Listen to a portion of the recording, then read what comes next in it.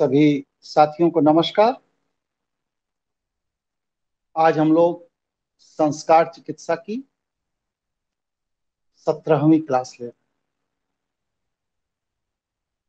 हम लोग पिछले के क्लासों में कई तरह के मानसिक भ्रांतियों पर चर्चा कर चुके हैं और अब हम लोग प्रशिक्षण की तरफ बढ़ चुके हैं, मतलब आत्म सुधार की तरफ बढ़ चुके हैं। पिछली कक्षा में हमने एक सुझाव दिया था अपने सभी साथियों को कि आप लोग एक सादे कागज पर या किसी डायरी में या किसी चीज में अपने जो भी कार्य करते हैं उसकी एक समीक्षा की कि हम कौन कौन से कार्य करते हैं, जो कार्य हमारे हैं वो किसके प्रभाव में होते हैं। मतलब पहले तो ये समीक्षा करें कि हम कौन कौन से कार्य कर रहे हैं। दूसरा, कार्य करने का जो मूल कारण है कि ये कार्य हम कर क्यों रहे हैं, ये निर्णय हम ले क्यों रहे हैं। क्या ये लोक परंपरा के प्रभाव में निर्णय ले रहे हैं, किसी पूर्वाग्रह के प्रभाव में निर्णय ले रहे हैं, संस्कार के प्रभाव में निर्णय ले रहे हैं, अपने स्वाध्याय शिक्षा के प्रभाव में निर्णय ले रहे हैं, अपने घर परिवार माता पिता मित्र पड़ोसी इनके प्रभाव में निर्णय ले रहे हैं। मतलब ये जो मेरा निर्णय है, ये निर्णय मेरा निर्णय है या किसी के प्रभाव में मेरे द्वारा लिया गया निर्णय। इस स्थिति को भी हम लोगों को स्पष्ट करना चाहिए। इसमें किसी भी तरह का कोई भेदभाव मत करिए, एकदम तटस्थ होकर दृष्टा विचार से, कोई पूर्वाग्रह नहीं, किसी का सम्मान नहीं, किसी का अपमान नहीं। हम आत्म समीक्षा कर रहे हैं और उस आत्म समीक्षा के भाव के साथ आप जब आत्म विश्लेषण करेंगे तब आपको ये पता चलेगा कि आप दिन भर में जितने भी बड़े निर्णय लेते हैं जो आपके दैनिक कार्य को प्रभावित करते हैं, दैनिक दिनचर्या को प्रभावित करते हैं, इनमें से कितने निर्णय आप लेते हैं स्वाविवेक से और कितने निर्णय दूसरों के प्रभाव में आपको लेने पड़ते।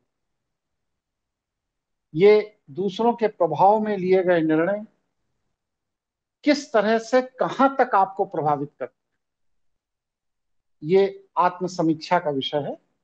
मैं समझता हूं कि अपने सभी साथियों ने आत्म समीक्षा की होगी अपनी, और जो साथी अपनी आत्म समीक्षा कर चुके हैं इस पर कोई विचार उनके मन में हो तो अपने विचार को प्रकट करें।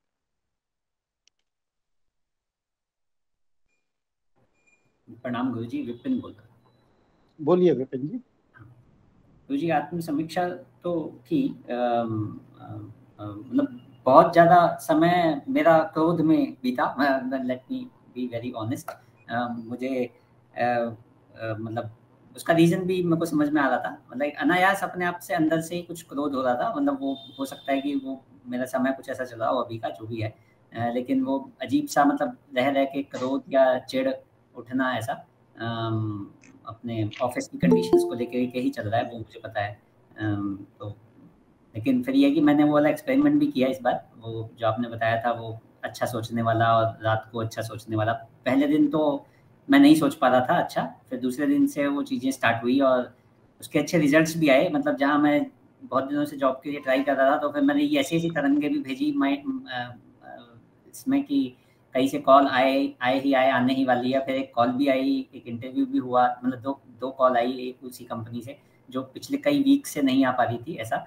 तब मुझे ये नहीं पता कि वो एफर्ट्स, मतलब ऑब्वियसली इसका कुछ तो फ़र्क है ही। मतलब वो मेरे को ऐसा लग रहा था, ऐसा अंदर से फीलिंग भी आ रही थी। उसके रिजल्ट्स भी हैं, लेकिन हाँ, ये है कि वो क्रोध और वो जो एक वो जो चिढ़ है, वो भी साथ में चल रही है। मतलब मैं उससे बचने की भी कोशिश कर रहा हूँ सहज होते हुए, लेकिन हाँ, वो चल रही थी। अभी ऐसे मेरा एक वीकेंड पे रिलीज़ जा रहा था, तो वो उसमें कुछ प्रॉब्लम हो गई, तो फिर से वो आ गया। मतलब ऐसा लग रहा था कि हाँ, पा लिया, और वो लेकिन फिर से कुछ गड़बड़ हो ही गई एंड सो ऑन। तो वो अभी था, लेकिन हाँ, ऐसा आत्म समीक्षा चल रही थी।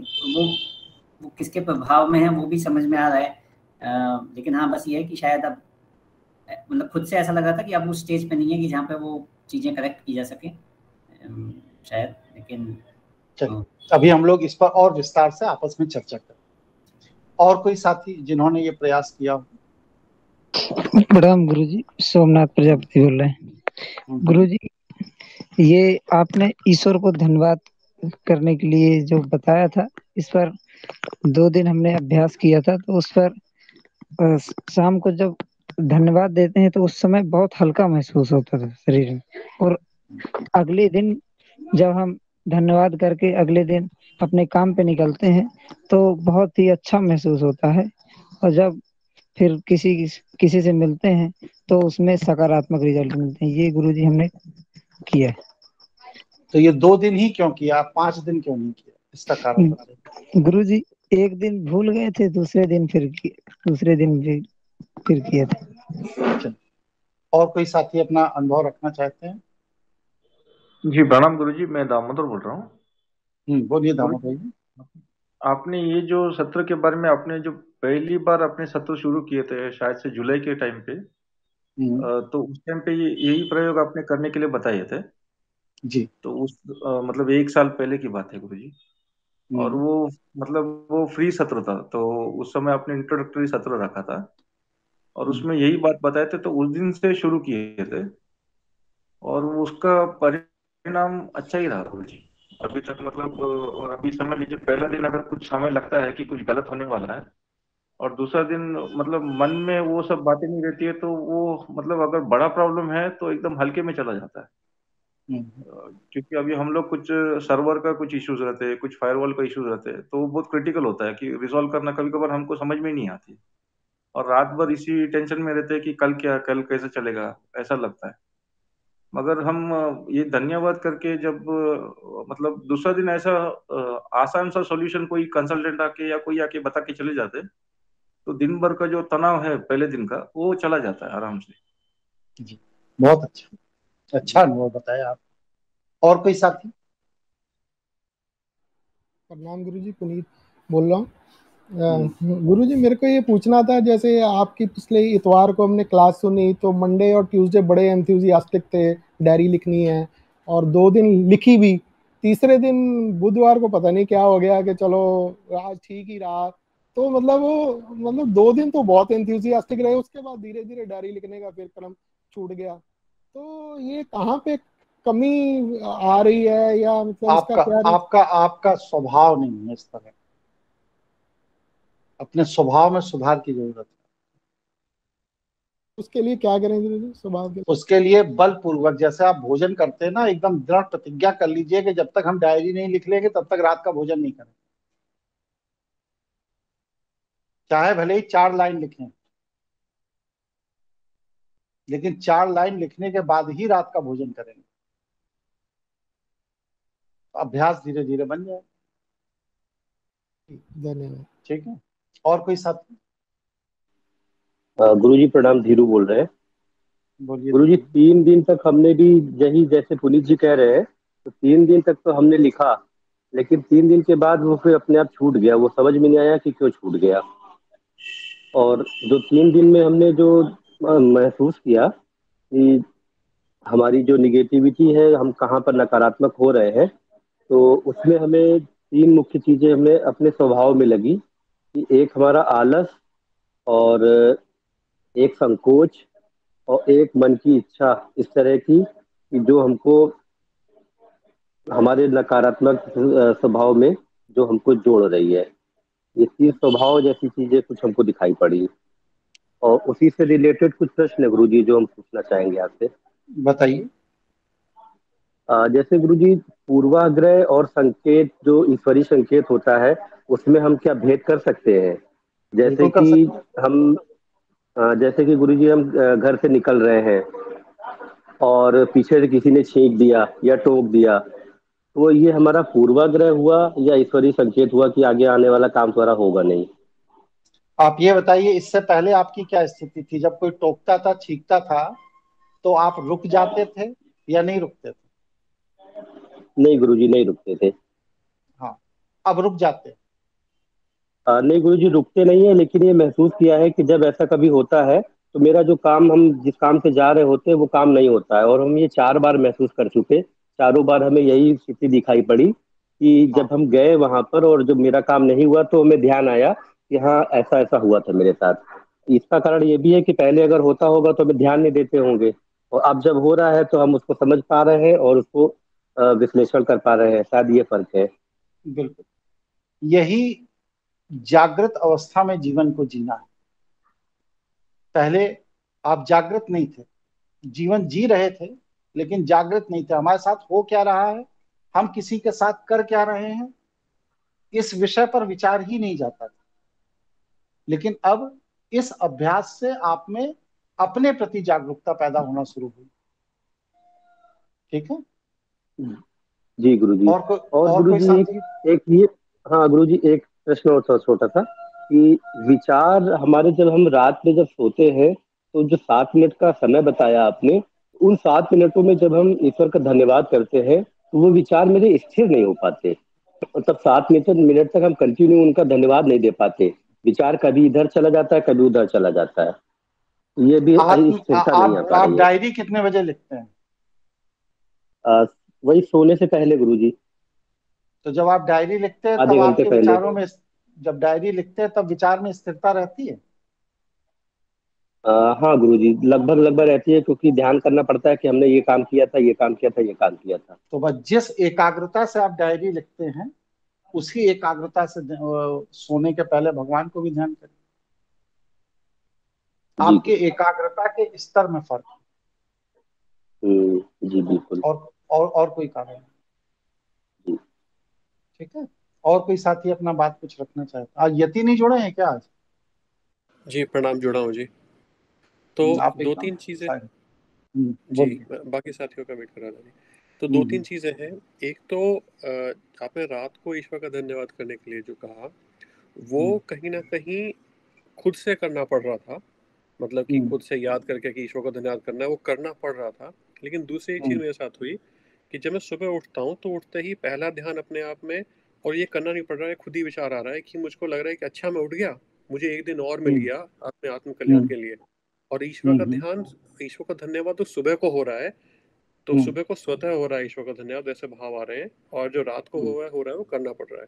तो एक तो ये चीज़ हुई जी, ठीक है। कि कि ईश्वर को धन्यवाद सुबह को स्वतः हो रहा है, और वो एक अपॉर्चुनिटी दिखती है कि एक दिन और मिला, आज मैं कुछ और प्रयास करूंगा अपना आत्म कल्याण के लिए। ठीक है। दूसरी एक एक एनालिसिस ये है कि जब हमने पिछली बार बातें की थी विचार, पूर्वाग्रह, आदत, स्वभाव, इन सब के ऊपर, इसमें बीच में हमने एक और शब्द इस्तेमाल किया था, एक थे मनोवृत्ति, जो कि विचार स्वभाव का ही पार्ट है। एक हमने बात की थी मन स्थिति की, उसके ऊपर एनालिसिस किया थोड़ा सा, कि हम्म अब मान लीजिए घर में थोड़ा विवाद हो गया पति पत्नी का, और उससे मन शुद्ध हो गया, मूड ऑफ हो गया, तो वो एक मन की स्थिति बन गई। और हम्म वो मन की स्थिति फिर वो कुछ लंबे समय रहती है, चाहे वो उसमें विचार लगा लें, चाहे विवेक लगा लें, चाहे कुछ कर लें, कि भाई ये जो मन शुद्ध है या मूड ऑफ है वो नहीं होना चाहिए, ये लॉजिकली समझ में आता नहीं होना चाहिए, लेकिन फिर वो एक छाया सी बन जाती है, और फिर बाकी के सारे काम उसी छाया के अंतर्गत होते हैं, उस मन स्थिति के। तो वो आपसे थोड़ा निवेदन है कि वो मन स्थिति कैसे परिवर्तित की जाए, उसके ऊपर थोड़ा कृपया निर्देश दीजिए। पहले इस बात का एहसास था? मन स्थिति का थोड़ा अवेयरनेस था, लेकिन ये अवेयरनेस नहीं थी कि मन स्थिति को मैं ठीक कैसे करूं। मतलब अगर मेरा मूड ऑफ है, कोई बात होगी, मुझे बुरी लगी कोई बात, तो वो बात मन में रह जाती है। अभी इसका ज्योतिष वाला एंगल भी है, चंद्र खराब है, वो सब चीजें हैं, लेकिन व्यवहारिक स्तर पे या संस्कार चिकित्सा के स्तर पे मुझे पता होता था कि मेरा मूड ऑफ है। लेकिन वो भाई एक बात हो गई, वो घंटे 2 घंटे 2-4 घंटे में खत्म हो जानी चाहिए, लेकिन वो कुछ समय तक चलती रह रही है, 2-4 दिन तक चलती रह रही है, और वो हर चीज को इम्पैक्ट कर रही है। वो वो थोड़ा सा देखना है जी। रतन टाटा जर्मन गए थे, तो जो प्रश्न आप इस समय मुझसे कर रहे हैं वहां पर किसी भारतीय ने उनसे ये प्रश्न किया था, जर्मन। तो रतन टाटा ने उस भारतीय को जो जवाब दिया था वो जवाब मैं आपको, रतन टाटा ने उस भारतीय बच्चे से कहा, किसी यूनिवर्सिटी के कोई स्टूडेंट का गैदरिंग थी, उन्होंने कहा बेटे ये मान लो कि आपकी जेब के अंदर 2,000 रुपए पड़े हैं, और उस 2,000 रुपए में से आपसे 10, 12, 15 रुपए कहीं गिर गए। तो क्या जो 10, 12, 15 रुपए कहीं गिर गए हैं उस दबाव, उस तनाव में बाकी बचे हुए पैसे भी आप सड़क पर फेंक दोगे? उस बच्चे ने जवाब दिया बिल्कुल नहीं, बल्कि उसको और संभाल के रख लेंगे। तो रतन टाटा जी ने यही कहा कि आप समय को पैसा मान लीजिए। अगर आपका 10 मिनट 15 मिनट कहीं पर खराब हो गया, गिर गया, तो उस 10-15 मिनट के खराब हो जाने, गिर जाने की वजह से आगे का जो 2-3 हजार रुपए का समय है आपके पास, 2-3-4 घंटे का, उसको आप क्यों नष्ट कर दे रहे हैं? इसका बहुत सीधा सा इलाज है। जब कभी भी इस तरह के तनाव की स्थिति आपकी बने, तो आप एक गिलास पूरा गर्म मलिए, एक गिलास पूरा पानी पिया करिए, और पानी को पीने के बाद 40 बार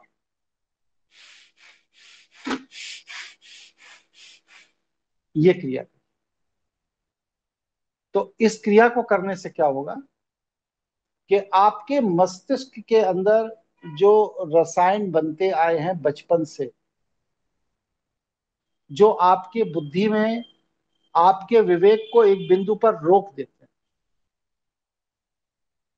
और वह उस विवेक के स्तर को वहीं तब तक रोके रखते हैं जब तक कि एक लंबा अंतराल नहीं हो जाता। जब आप इस क्रिया को करेंगे तो मात्र 1 से 1.5 मिनट के अंदर आप पूरी चीजों से मुक्त हो जाएंगे, क्योंकि मस्तिष्क के अंदर लंबे समय से, बचपन से एक अभ्यास के तहत काफी नकारात्मक रसायन बनना और एक बिंदु पर रुकने का अभ्यास हो गया है आपके मस्तिष्क। और इसके बाद जब आपको टॉयलेट लगेगी, पेशाब लगेगी, आप जाइए, पेशाब करके आइए, टॉयलेट होकर आइए, और आप देखेंगे लौट के आने पर आप एकदम नॉर्मल, एकदम कूल होंगे। ये अभ्यास करके देखिए, आपको निश्चित सफलता। जी बहुत धन्यवाद, बहुत बहुत धन्यवाद। मैं करके फिर आपको अपडेट करता हूँ जी। हाँ, धन्यवाद। ठीक। और कोई साथी जिन्होंने ये अभ्यास किया हो? नहीं किया? गुरुजी, मैं नीता बात कर रही हूँ। तो ये जो रात को सोने वाला है ये मैं पहले भी करती हूँ जी, और इसके काफी अच्छे रिजल्ट हैं। मतलब पूर्व चीजों का आभास हो जाता है कि क्या चीज खराब होने वाली है, क्या अच्छी होने वाली है। मेरा गला खराब है, ज्यादा नहीं बोल सकती। ठीक है, ठीक है, कोई बात नहीं, आराम करिए।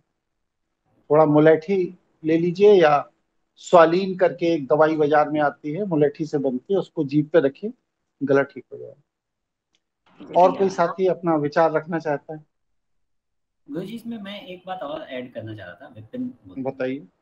ऐसा मेरे साथ भी हुआ था। मैंने तो ये जो एक्सपेरिमेंट था, ईश्वर को धन्यवाद करने वाला, ये सिर्फ रात को नहीं किया। मतलब जब भी ऐसा क्रोध या वो चिढ़ वाला माहौल हो रहा था, अंदर से वो नेगेटिव विचार आ रहे थे, मैंने तभी वो स्टार्ट कर दिया था कि इसको काउंटर करने के लिए मैं, मतलब मेरे को और कुछ सूझा नहीं, तो उससे आराम पड़ा। मतलब बहुत रिलीफ मिला। पहले दिन तो मतलब मेरे को सोचना पड़ रहा था, दूसरे दिन मतलब ऐसा सहज भाव से ऐसा लग रहा था कि बस अब आ रहा है वो क्रोध वाला भाव, लोग फटाक से वो ईश्वर को धन्यवाद करने वाला स्टार्ट करते हैं, फिर वो अपने आप को ध्यान आ जा रहा था, उससे रिलीफ मिल रहा था। लेकिन हाँ, वो ये वाला जो आपने बताया पानी पीने वाला, ये ध्यान नहीं रहा। ये आपने पहले भी बताया था, एक क्रिया तो नहीं बताई थी, लेकिन हमने ये बताया था कि जब ऐसे क्रोध आए तो वो पानी पी के निकाल लीजिए, या वो ध्यान नहीं रहा, वो भी करना चाहिए था। लेकिन हाँ, इससे मिला। होता क्या है कि हमारे ब्रेन के अंदर 2 तरह की प्रवृत्ति की ऊर्जाएं बहती हैं। एक धनात्मक ऊर्जा है, एक ऋणात्मक ऊर्जा। धनात्मक ऊर्जा वह ऊर्जा होती है जो हमारी मूल प्रवृत्ति की ऊर्जा है। मतलब हमारे पूर्व जन्म के संचित संस्कारों के प्रभाव से जो हम जन्म लेते हैं, तो हमारी अपनी एक मूल प्रवृत्ति होती है। उस मूल प्रवृत्ति को लेकर वह ऊर्जा हमारे मस्तिष्क में चलती रहती है, और उस ऊर्जा के अनुरूप हम जितना कार्य करते हैं, हमें उसमें आनंद की अनुभूति होती है, क्योंकि वह मेरी प्रवृत्ति के अनुरूप होती है। लेकिन संसार आपकी प्रवृत्ति से नहीं चलता, संसार अपनी प्रवृत्ति से चलता है। और अगर आपकी प्रवृत्ति संसार की प्रवृत्ति के विपरीत है, विरोधाभासी है, तो आपके मस्तिष्क को वहां पर एडजस्टमेंट करना पड़ता है। हर व्यक्ति के साथ जीवन में होता है।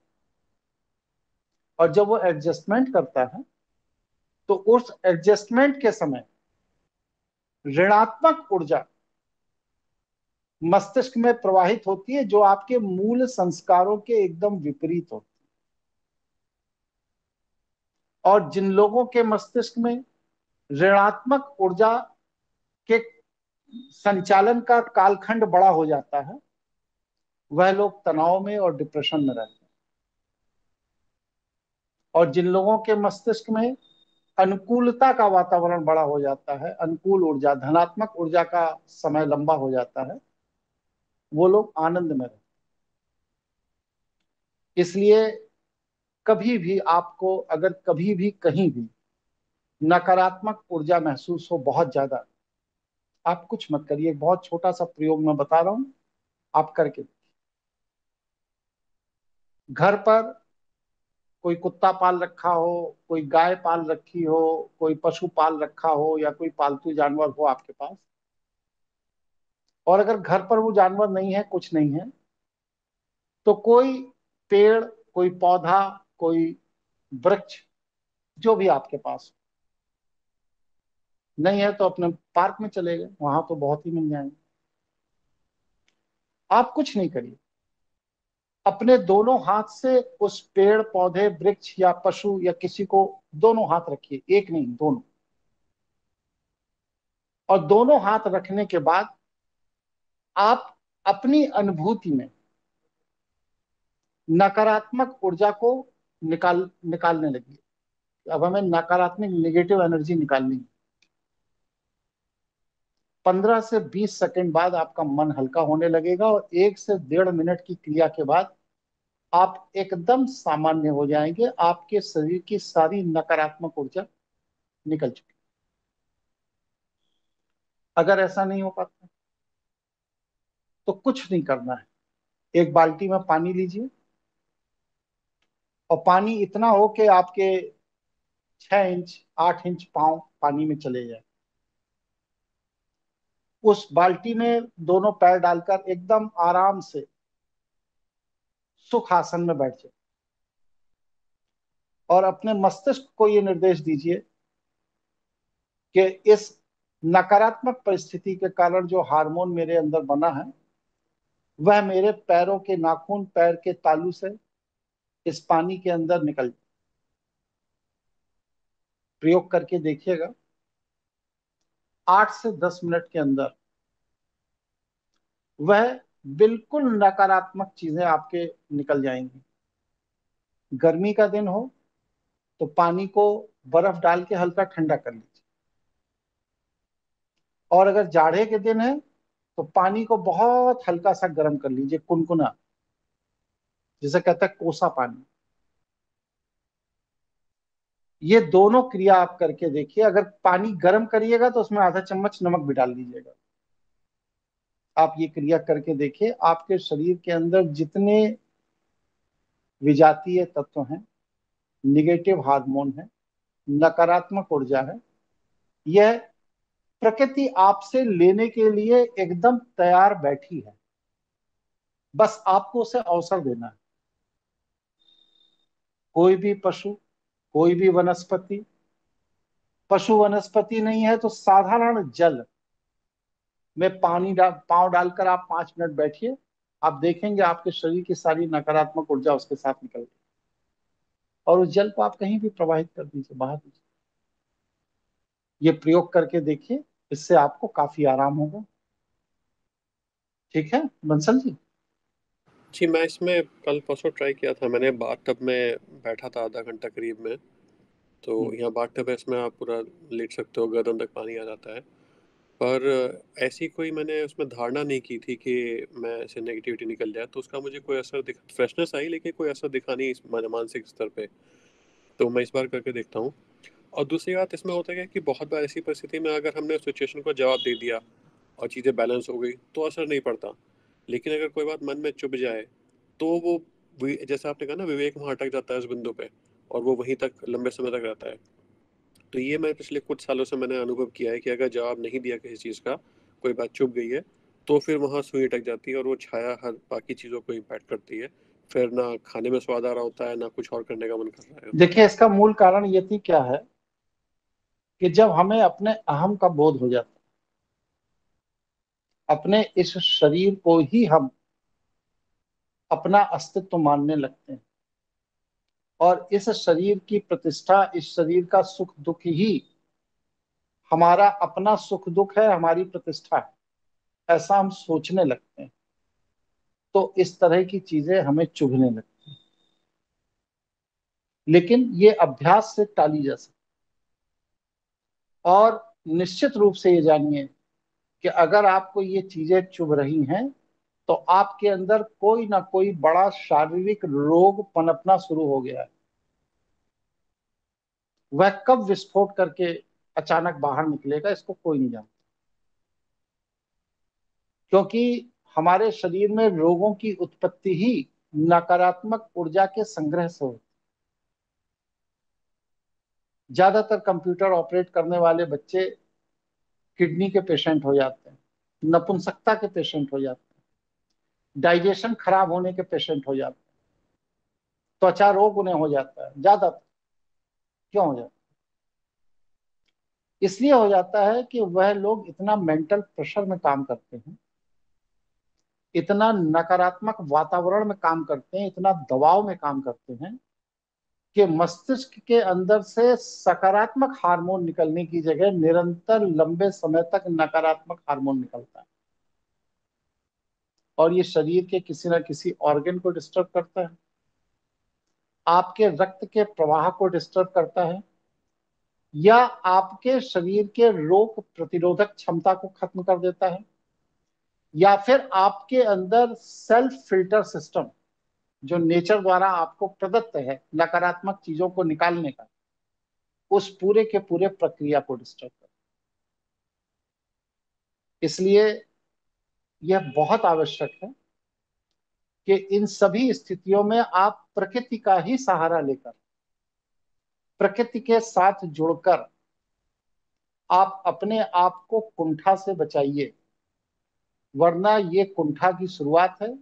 ये किसी बड़े रोग में, ब्लड प्रेशर है, थायराइड है, हार्ट की प्रॉब्लम है, पैंक्रियाज की प्रॉब्लम है, किडनी की प्रॉब्लम है, आंतों की प्रॉब्लम है, किसी न किसी बड़े रोग में ये धीरे धीरे धीरे धीरे कन्वर्ट होता है। ठीक है जी, धन्यवाद। और कोई साथी कोई बात कहना चाहते हैं? गुरु जी, इसका कोई मानक भी है क्या, कोई तराजू भी है क्या जिससे हम लोग कोई नहीं, नाप सकते हैं? कोई नहीं। जैसे मेरे पास मतलब मेरे को पता नहीं कि बचपन में किसने बताया था या कि अगर सिर के ऊपर जो ब्रह्मांड वाला क्षेत्र होता है वहाँ पे अगर हाथ रखें तो एक गरम सी हवा आती रहती है। अगर तो आजकल वहाँ से ठंडी आने लगी है, तो मेरे को ऐसा लगा था कि हाँ थोड़ी शांति होने लगी है वो अभी पिछले 1 वीक से, और वो ये जो गुप्त नवरात्रे रखे थे उसके बाद ये चेंज आया है। तो मेरे को लगा था कि क्या ये एक सिग्नल है कि हाँ चीजें थोड़ी इम्प्रूव हो रही हैं या ऐसा? नहीं। अब आप स्वयं अपने से देखिए कि अगर ये सिग्नल है तो फिर आप 3 दिन से व्यथित क्यों है? अभी नवरात्र खत्म हुए तो 5 दिन भी नहीं बीता। अब उसका तो वो तो गुरु जी दूसरा कारण है, मेरे ऑफिस का जो चल रहा था, और मैंने वो जैसा आप भी बता रहे थे वो मैंने एक बार आपसे अलग से कॉल करके पूछा था, तो वो जॉब छूट गई है और वो अभी दूसरी जॉब लगी नहीं है, तो वो लग जाएगी। आप अपनी मानसिक तरंगों का जो प्रयोग कर रहे हैं इसको करिए, कंटिन्यू इसी को करिए, दूसरी जॉब मिलेगी, परेशान मत। ठीक है हाँ जी, ये जो तो अभी दिया विपिन जी ने, ये गर्म हवा निकलना, ठंडी हवा निकलना ब्रह्मांड से, ये होता है या इसके कुछ मायने हैं या ऐसे ही एक जी? ये शरीर के अंदर सूर्य नाड़ी और चंद्र नाड़ी के प्रभाव के कारण हमारा ब्रह्मांड जब सूर्य नाड़ी के प्रभाव में होता है तो इसमें हल्की गर्मी आ जाती है, और जब चंद्र नाड़ी के प्रभाव में होता है तो हल्का ठंडा होता है, और कोई फर्क तो आंतरिक विकास या साधना के लिए कौन सा इंडिकेशन है या कोई ना, फर्क नहीं पड़ता? संतुलित होना चाहिए, क्योंकि जी वहां पर ना सूर्य नाड़ी की जरूरत है ना चंद्र नाड़ी की, वहां पर सुषुम्ना नाड़ी की जरूरत है। तापमान में कोई भी परिवर्तन ये बताता है कि अभी सुषुम्ना सक्रिय नहीं। जी ठीक है। तो जैसा कि मैं पिछले क्लास में मैंने बताया था कि व्यक्ति का विकास जागने से ज्यादा सोने में होता है, इसलिए हमें सही तरह से सोने की कला सीख लेनी चाहिए। और हमारे जीवन का बहुत बड़ा समय 1/3 सोने में ही जाता है। अगर किसी व्यक्ति ने 80 साल जीवन जीना है तो उसका 24-25 साल का समय लगभग सोने में जाता है। और इतना बड़ा समय आपके जीवन का जिस कार्य में लग रहा है, निश्चित रूप से ईश्वर द्वारा वह कोई बहुत बड़ा महत्वपूर्ण कार्य है जो आपको करना आपकी बाध्यता है।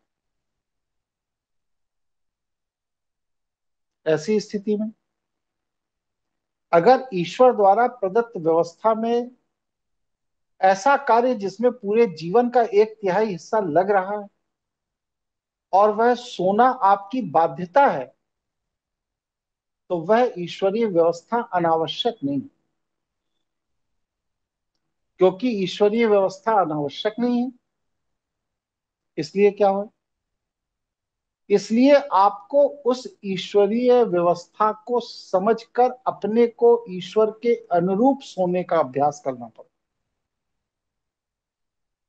हम लोग सही तरह सोते नहीं। सोने में 3 चीजों का विशेष ध्यान रखिए। पहला ध्यान तो ये रखिए कि पृथ्वी की गुरुत्व ऊर्जा के विपरीत मत सोइए। मतलब पूर्व की तरफ पैर करके मत सोइए। जब भी सोइए तो पूर्व की तरफ सिर करके सोइए। दूसरा चीज, दक्षिण की तरफ पैर करके मत सोइए। जब भी सोइए उत्तर की तरफ पैर करके सोइए, दक्षिण की तरफ सिर करके सोइए। पहला सिद्धांत सोने का ही। दूसरा सिद्धांत, सोने के पहले ईश्वर को निश्चित रूप से धन्यवाद देने का अभ्यास शुरू कर दीजिए। और यह अभ्यास भी अपने आज के कार्य की पूर्ण समीक्षा के उपरांत। ये नहीं कि एक लाइन सो ना। ये क्यों, ये 24 मिनट का समय क्यों लगाने का अनुरोध कर रहा हूं मैं आपसे। ये जो 24 मिनट का आप समय लगाते हैं सोने के पहले अपने बारे में आत्मचिंतन करते हैं, तो आप संसार दुनिया से कट चुके हो और अपनी समस्याओं, अपनी चीजों से, अपनी रोज की उहापोह से अलग हो।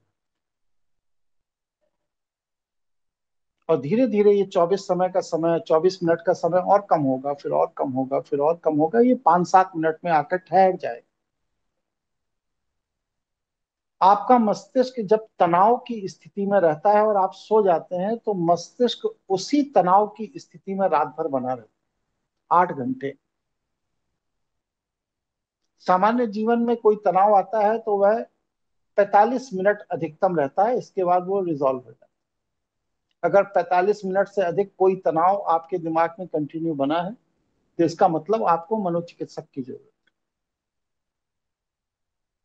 लेकिन जब आप सोते तनाव के साथ, तो वह तनाव एज इट इज 8 घंटे तक बना रहता है, जब तक आप उठ नहीं जाते। और उससे बड़ा जो क्षति करता है मस्तिष्क को, वह तनाव वह ये करता है कि वह अपने ही तरह के ब्रह्मांड से ऊर्जाओं को अपनी ओर आकर्षित करता है, जिससे तनाव और बढ़ जाता है। इसलिए दूसरा सिद्धांत यह है कि कभी भी तनावग्रस्त अवस्था में मत सोइए। थोड़े अभ्यास के बाद एक ये आदत पड़ जाएगी कि सोते समय सारे तनाव से आप मुक्त होकर सो जाएंगे। तीसरी चीज, मैं देखता हूं प्राय अब तो खैर रिवाज ही हो गया है कि आदमी पत्नी के साथ उसी बिस्तर पर सो रहा है, बच्चों के साथ सो रहा है, या जिनके पास सुविधाएं नहीं है वो उस तरह से सो रहे हैं। ये गलत। ये प्रकृति की मूल व्यवस्था के विपरीत है। 12 वर्ष की आयु के पहले बच्चा अपने माता पिता के साथ सो रहा है, कोई दिक्कत। लेकिन 12 वर्ष की अवस्था के बाद ज्योतिष भी ये कहती है, तंत्र भी यह कहता है और लोक व्यवहार भी ये कहता है, तीनों कहते हैं कि सोने का पलंग अलग अलग होना चाहिए। कारण क्या है कि आपकी पत्नी मान लीजिए कि नकारात्मक सोच की, तो उनके औरे से निकलने वाली जो ऊर्जा है वह 3 फीट के दायरे में रात को सोते समय भयंकर रूप से नकारात्मक ऊर्जा ही छोड़ेगी, ये निश्चित मान लीजिए। क्योंकि हम दिन भर जो संग्रहित करते हैं वही तो रात में हमारे शरीर से बाहर निकलता है, तभी तो हम अगले दिन फ्रेश होते हैं। और ऐसी स्थिति में अगर पत्नी नकारात्मक है या कोई परिवार में ऐसा व्यक्ति नकारात्मक है जिसके साथ आपको सोना पड़ रहा हो, वो 3 फीट के दायरे में है, तो आप ये मानकर चलिए कि आपका शरीर सो जाता है, लेकिन आपका जो ऑरा है उसके शोधन की प्रक्रिया रुक जाती है। क्यों? क्योंकि जब नकारात्मक ऊर्जा उसके इर्द गिर्द होती है व्यक्ति के, तो पहले हमारा शरीर स्वाभाविक अवस्था में आत्मरक्षा करता है कि ये नकारात्मक ऊर्जा जो बगल में किसी के शरीर से निकल रही है ये कहीं मेरे अंदर प्रवेश ना कर जाए, तो वो आत्मरक्षा करता है। और फिर उस आत्मरक्षा के बाद फिर वह अपने शोधन की प्रक्रिया शुरू करता है। और अगर रात भर वह आत्मरक्षा में ही लगा रहेगा तो वह आत्मशोधन की प्रक्रिया कब करेगा? इसीलिए बहुत से उदाहरण हैं इसके, मैंने तो अपने जीवन में देखे हैं कि विवाह के उपरांत या ये हॉस्टल में जो बच्चे रहते हैं वो, या बहुत बड़े जो मित्रवाज दोस्तीबाज लोग होते हैं वो, ये लोग बहुत ज्यादा मानसिक रूप से स्वस्थ नहीं रह पाते। कारण क्या है कि उनके औरे के शोधन की प्रक्रिया रात भर में पूरी नहीं हो पाती। ये भी आपके मानसिक और शारीरिक तनाव के लंबे समय तक बने रहने का कारण। आप एक ही कमरे में रहिए, लेकिन पत्नी आप या बच्चे के साथ या किसी भी परिवार के साथ, दोस्त मित्र इष्ट जो भी आपके साथ सो रहा है, उससे आपके शरीर की दूरी कम से कम 3 फीट जरूर होनी चाहिए। अगर इस तरह की व्यवस्था से आप सो रहे हैं तो आप पूरी तरह से स्वस्थ रहेंगे। ये जो पीछे मेरा तखत पड़ा हुआ है, मैं रात्रि में इसी पर सोता और कोई दिक्कत नहीं होती। सवेरे उठ जाता हूँ 3:30-4 बजे, यहीं पर लैपटॉप रख लेता हूँ, स्टूल पे अपना काम करने लगता हूँ। तो ये भी एक बहुत बड़ा विषय है। दूसरा, किसी दूसरे के मतलब अपने परिवार के अलावा, जैसे माता है, पिता है, पत्नी है, बहन है, ठीक है, लेकिन बहुत लोग क्या करते हैं, खाना बनाने के लिए नौकरानी रख लेते हैं। नौकरानी की आवश्यकता अगर महसूस हो रही है परिवार में, तो उसको खाना की तैयारी करने के लिए रखिए। आलू छील दिया, लौकी काट दी, बेसन फेंट दिया, इसके। लेकिन आग के प्रोसेस को, खाना बनाने में अग्नि के संपर्क का जो भी कार्य है वह अपने ही परिवार के व्यक्ति का होना चाहिए। क्योंकि अन्न की एक खासियत होती है कि वह अग्नि के संपर्क में आने पर जिस तरह जिस प्रवृत्ति का व्यक्ति उसको बनाता है उसके गुणधर्म को अडॉप्ट कर लेता है, जो आप भोजन के रूप में अपने शरीर में अडॉप्ट करें। इसलिए आहार को शुद्ध करने के लिए ज्यादा कुछ अगर आप नहीं कर सकते हैं तो इतना जरूर करिए कि स्वापाकी तो नहीं बना जा सकता कि खुद बना के खाएं, ये संभव नहीं है इस व्यस्तता के जीवन में, लेकिन नौकर वगैरह के हाथ का उचित नहीं है। क्यों? कारण है, नौकर होने का मतलब ही यह है कि उसकी चेतना का स्तर आपकी चेतना के स्तर के नीचे है। और जब आपकी चेतना के स्तर के नीचे का व्यक्ति आपको खाना बनाकर देगा तो ये स्वाभाविक रूप से जान लीजिए कि उस आहार से आपकी भी चेतना का स्तर नीचे की तरफ जाएगा, अधोगामी। इसलिए अपने घर परिवार, पत्नी, बहन, कोई मामी, चाची, जो भी है, वहां तक तो चलो ठीक है भाई, अपना कुल है, परिवार है, समान चेतना के लोग हैं, लेकिन उससे निम्न चेतना के स्तर के व्यक्ति के हाथ का भोजन नहीं करना चाहिए। ये 3 चीजों का आप ध्यान रखेंगे तो आपको आपके विकास में बहुत बड़ी मदद। कोई व्यक्ति के मन में कोई प्रश्न हो, कोई जिज्ञासा हो तो पूछिए।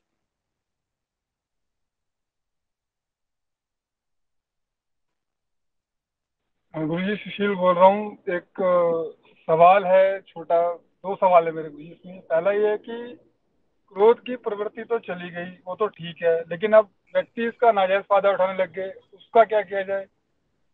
पहला सवाल ये है। जैसे कि उदाहरण दीजिए।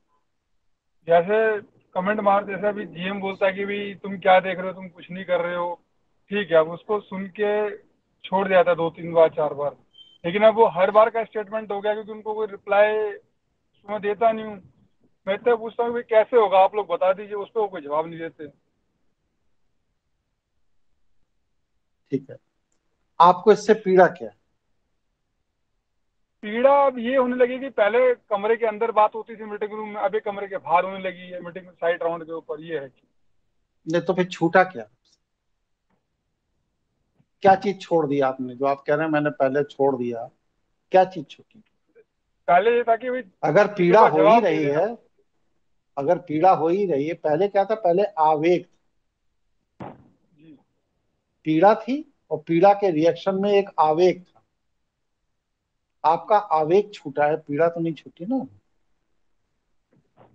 देखिए सुशील जी, लोक व्यवहार में संसार में जीने के लिए संसार के नियम से ही जीना पड़ेगा। मैं जो क्रोध करता हूं, मेरा 90-95% क्रोध जो है वो कृत्रिम है। मैं अपने अंदर मानसिक तैयारी करके क्रोध करता हूं तो मुझे इस विषय पर इस आदमी को डांटना है। अंदर से कोई क्रोध नहीं, क्योंकि 2 मिनट बाद ही मैं एकदम, आपको लगता होगा सामान्य व्यक्ति की तरह बात कर रहा हूं। तो ये क्या है? ये क्रोध नहीं है, ये क्रोध का आडंबर करना पड़ता है। क्यों? क्योंकि संसार में आप जी रहे हैं, संसार क्रोध की ही भाषा को समझता है।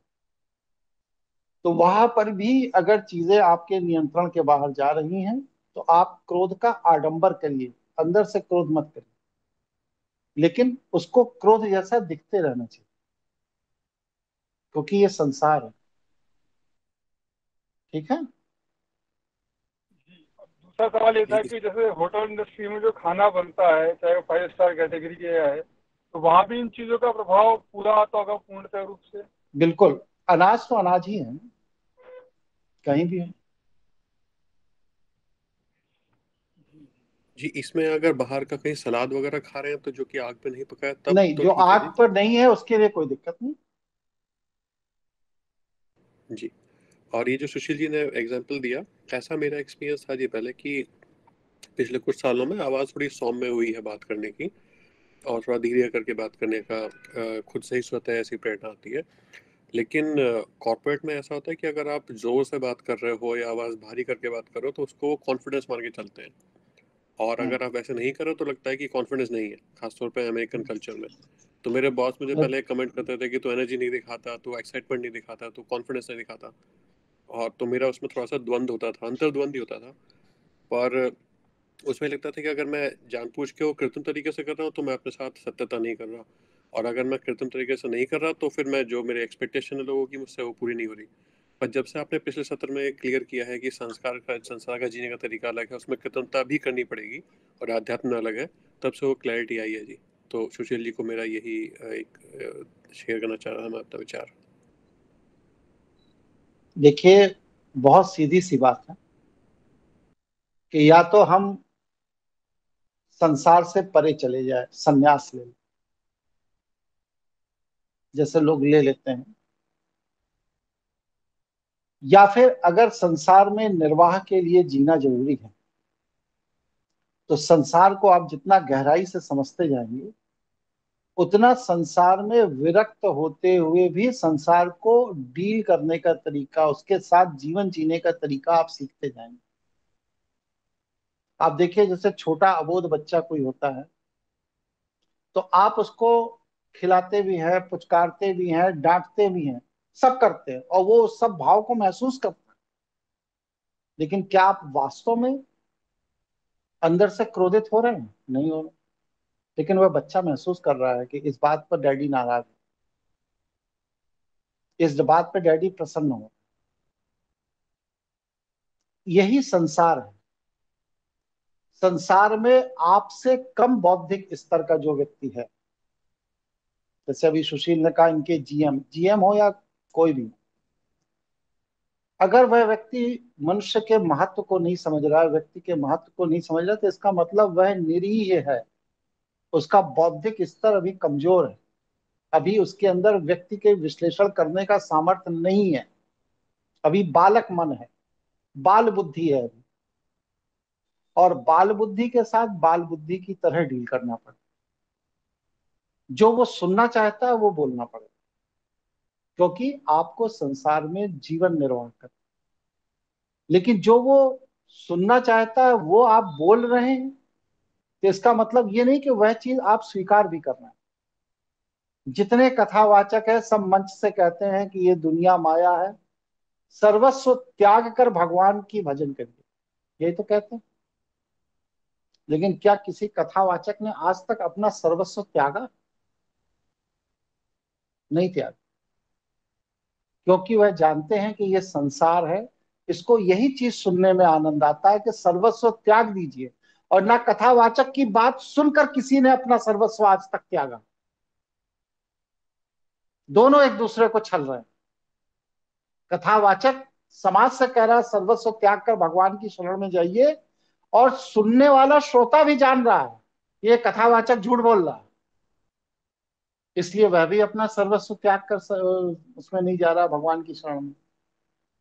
लेकिन दोनों क्योंकि लोक व्यवहार में है, इसलिए दोनों जान रहे हैं कि दोनों झूठ बोल रहे हैं, लेकिन इसके बाद भी परंपरा चल रही है कथावाचन की। ना ये अपनी प्रवृत्ति बदल रहे हैं, ना वो अपनी प्रवृत्ति बदल रहे हैं। तो संसार में जिस जगह जिस तरह के जिस प्रवृत्ति के लोग हैं, उनके साथ उसी प्रवृत्ति से आपको डील होना होगा, लेकिन अपनी मूल प्रवृत्ति को बदले बिना।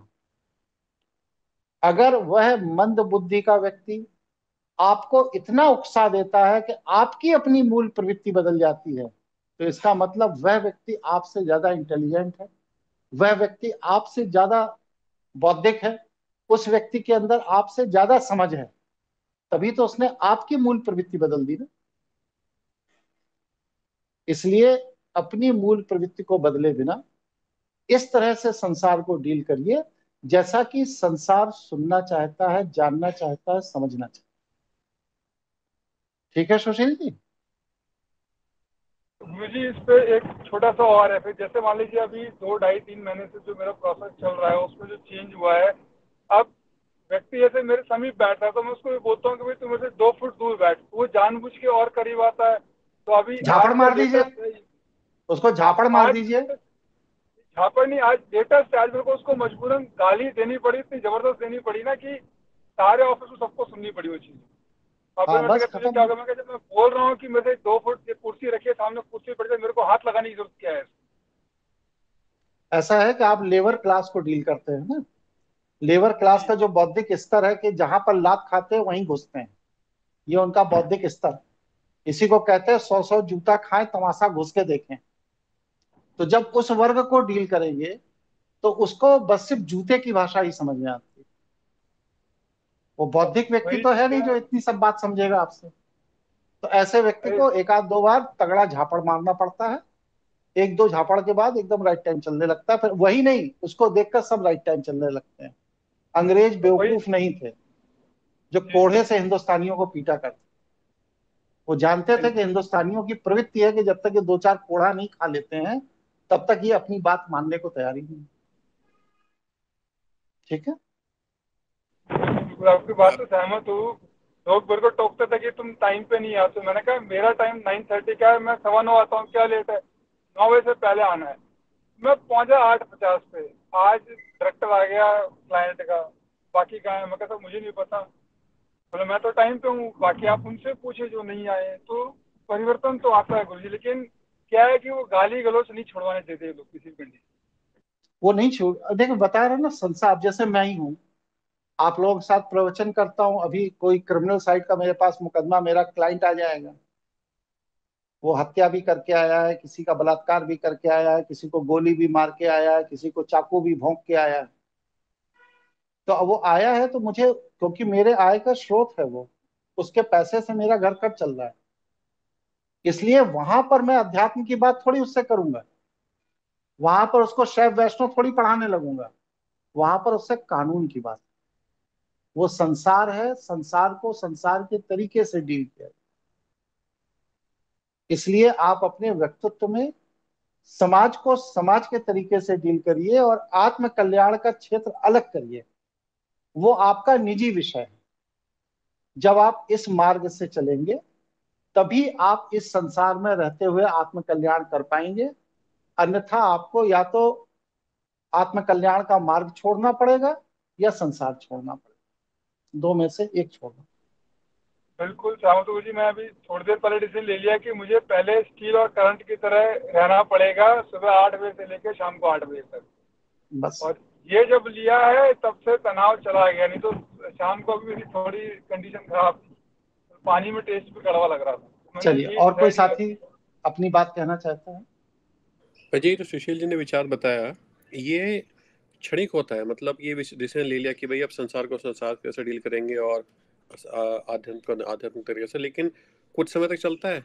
फिर ऐसी कोई परिस्थिति बनती है कि किसी ने कुछ कह दिया, वो बात आपको चुभ गई, बुरी लग गई, और फिर आपका जो मूल प्रकृति है वो इम्पैक्ट हो गई, जैसा अभी हमने डिस्कस किया था। अभ्यास तो नहीं कहीं है ना ना कहीं है। अब, जी अभी अभ्यास नहीं है, अभ्यास हो जाएगा, छूट जाएगा, जी जी अभ्यास करिए उस चीज को। जी जी। गुरु जी, मेरे मन में ना एक प्रश्न आता है कि इसको क्या जो समाज की सेवा का अंग मान सकते हैं कि जैसे रेस्टोरेंट में जितने वर्कर्स काम करते हैं उनको बोला जाए कि आप जब खाना बनाते हो तो कुछ ना कुछ पाठ करते रहो, क्योंकि जो आजकल का यूथ है वो तो बाहर का ही ज्यादा खाना खाता है, तो क्या इसको समाज क्यों सेवा का क्यों अंग मान? क्यों क्यों करेगा वो पाठ? तो अगर 100 में से कोई 5 लोग ही मतलब करना शुरू कर दे, खाना नहीं, बनाना शुरू कर दे।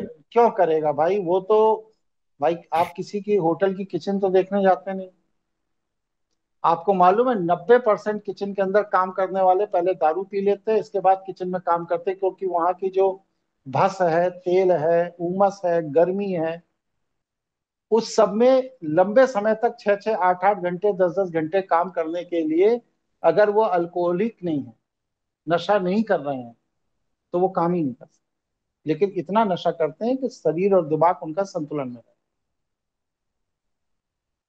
99% बता रहा हूँ, 100 में से 99 होटलों के बावर्ची नशा करके ही बावर्ची खाने में घुसते हैं।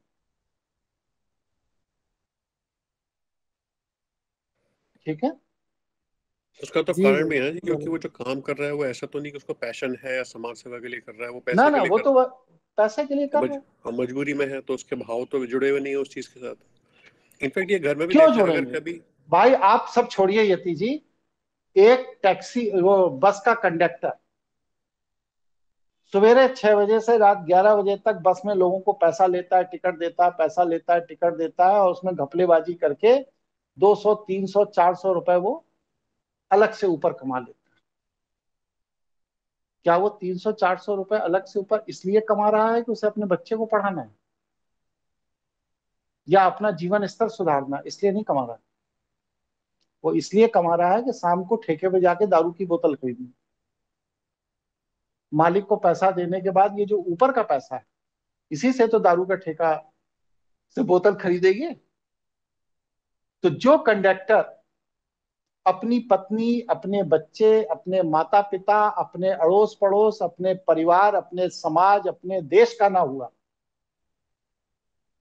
दिन भर समाज का शोषण करके 250-300 रुपए इकट्ठा किया झूठ बोलकर, और इसके बाद जाकर के वह पैसा व्यय कहां किया? एक दारू के ठेके पर। उस मानसिकता के व्यक्ति में आप किस तरह के परिवर्तन की उम्मीद करते?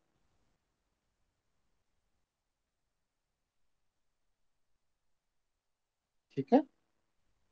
इसलिए इसीलिए मैं कहता हूं समाज में किसी को मत सुधारिए, क्योंकि वह सुधर ही नहीं सकता, वो एनर्जी वेस्ट करना है। महात्मा गांधी जिंदगी भर अहिंसा का पाठ देते रहे और मारे गए गोली से। गौतम बुद्ध जिंदगी भर सबको अहिंसा बताते रहे और उनके मर जाने के बाद 18 राजाओं ने एक दूसरे का कत्ल कर दिया। इसलिए किसी को मत पाठ दीजिए, किसी को शिक्षा मत दीजिए। आदमी अपनी मूल प्रवृत्ति नहीं छोड़ेगा। आप अपना आत्म कल्याण करके उदाहरण प्रस्तुत कीजिए, जैसे गुरु नानक जी ने किया, जैसे रहीम दास ने किया, जैसे बुल्ले शाह ने किया, जैसे दादू जी ने किया, कबीर ने किया। आप अपना उदाहरण प्रस्तुत कर दीजिए कि देखिए इसी संसार में रहकर मैं संसार को डील करते हुए भी आत्म कल्याण कर लिया। क्या कबीर के समय में दुष्ट लोग नहीं थे? अगर कबीर के समय में दुष्ट लोग नहीं होते तो सिकंदर लोदी उनको ले जाकर हाथी के पैर से दबवा के मरवा देता। उनकी अपनी सगी मां जा करके अदालत में बयान दिया था कि ये नास्तिक है, ये नमाज अदा नहीं करता, जिस पर सिकंदर लोदी ने उन्हें हाथी के पैर के नीचे दबवा के मरवा दिया। तो इसका मतलब दुष्ट लोग उस समाज में भी थे, लेकिन उन्हीं दुष्टों को डील करते हुए, उनके साथ व्यापार धंधा उद्योग करते हुए, जुलहे का काम कपड़ा बनाना और बेचना, इस धंधे को करते हुए भी उस व्यक्ति ने आत्म कल्याण का मार्ग उठाया और आत्म कल्याण करके दिखा दिया। आज हम उसको आदर्श मानते हैं। रैदास जूता सिलते हुए आत्म कल्याण का मार्ग अपनाकर अपना आत्म कल्याण करके दिखा दिया। आज हम उन्हें आदर्श मानते हैं। लेकिन क्या वह जो जूता बनाते थे तो क्या समाज को डील नहीं करते थे? करते थे। और उस समय भी समाज में एक से एक बदमाश थे, उन सबके साथ डील करते थे, लेकिन उसको डील करते हुए भी आत्म कल्याण कर रहे थे। वैष्णव की तरह थोड़ी है कि गले में ढोलक लटका ली, मजीरा पीटते हुए समाज से अलग हो गए, पलायनवादी हो गए, भाग गए ना। भागना नहीं है इस संसार से। भागोगे तो जाओगे कहां? घूम फिर के इन्हीं गृहस्थों के ऊपर आश्रित हो जाओगे। कोई भी ऐसा साधु संत महात्मा नहीं है जो इन गृहस्थों की दी हुई रोटी ना खाता हो, इनके दिए हुए दान के टुकड़े पे ना पलता हो। सारे साधु संत महात्मा जितने ये त्यागी मनीषी बने नौटंकीबाज घूम रहे हैं, ये सब हमारे आप जैसे गृहस्थों के दम पर अपनी दुकान चला रहे हैं और अपमानित भी होते हैं। तो उससे बेहतर है कि हम संसार को संसार के तरीके से डील करके आत्म कल्याण भी कर लेंगे। और सैकड़ों उदाहरण हैं ऐसे। इसलिए इसमें कतई भयभीत मत होइए, कतई सशंकित मत होइए, कहीं भी इसमें विचार करने की कोई जरूरत नहीं है। संसार अपूर्ण है, अन्याय और अहंकार से भरा हुआ है। इसी गंदगी में रह करके आपको अपने आत्म कल्याण के मार्ग पर चलना है। यह शरीर इसी गंदगी से पैदा हुआ है और इसी गंदगी में यहीं छोड़कर आपको चला जाना है, इन्हीं लोगों के, गंदे लोगों के बीच में। लेकिन जो जाएगा उसका आत्म कल्याण का जो प्रशिक्षण काल है वो यही है। इसलिए वह समय आपको अपने आत्म कल्याण के लिए देना होगा और शरीर को इसी गंदगी में रखना पड़ेगा। ये मजबूरी है, प्रकृति की व्यवस्था है। इसलिए शरीर को संसार के साथ काम करने दीजिए और अपनी आत्मा को ईश्वर के साथ काम करने दीजिए। यही आपका संतुलन है, यही चेतना का सदुपयोग है। पशु ऐसा नहीं कर सकते, इसीलिए वो हमसे निम्नतम श्रेणी में है। हम ऐसा कर सकते हैं, इसीलिए हम पशुओं से उच्चतर श्रेणी में। और इसके हजारों उदाहरण।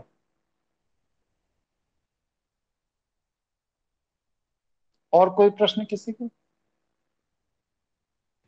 जी, बस आपके लिए कृतज्ञता के भाव उमड़ रहे हैं जी, आप हमें इतना सही रास्ता दिखा रहे हैं, उसके लिए बहुत धन्यवाद, और ईश्वर को भी धन्यवाद कि आपके साथ। तो मैंने जैसा बताया कि व्यक्ति का विकास जागने से ज्यादा सोने में। और दूसरा मैंने एक वक्तव्य और दिया था पिछली बार कि अपनी परिस्थितियों का निर्माण हम अपने मन स्थिति से करते हैं।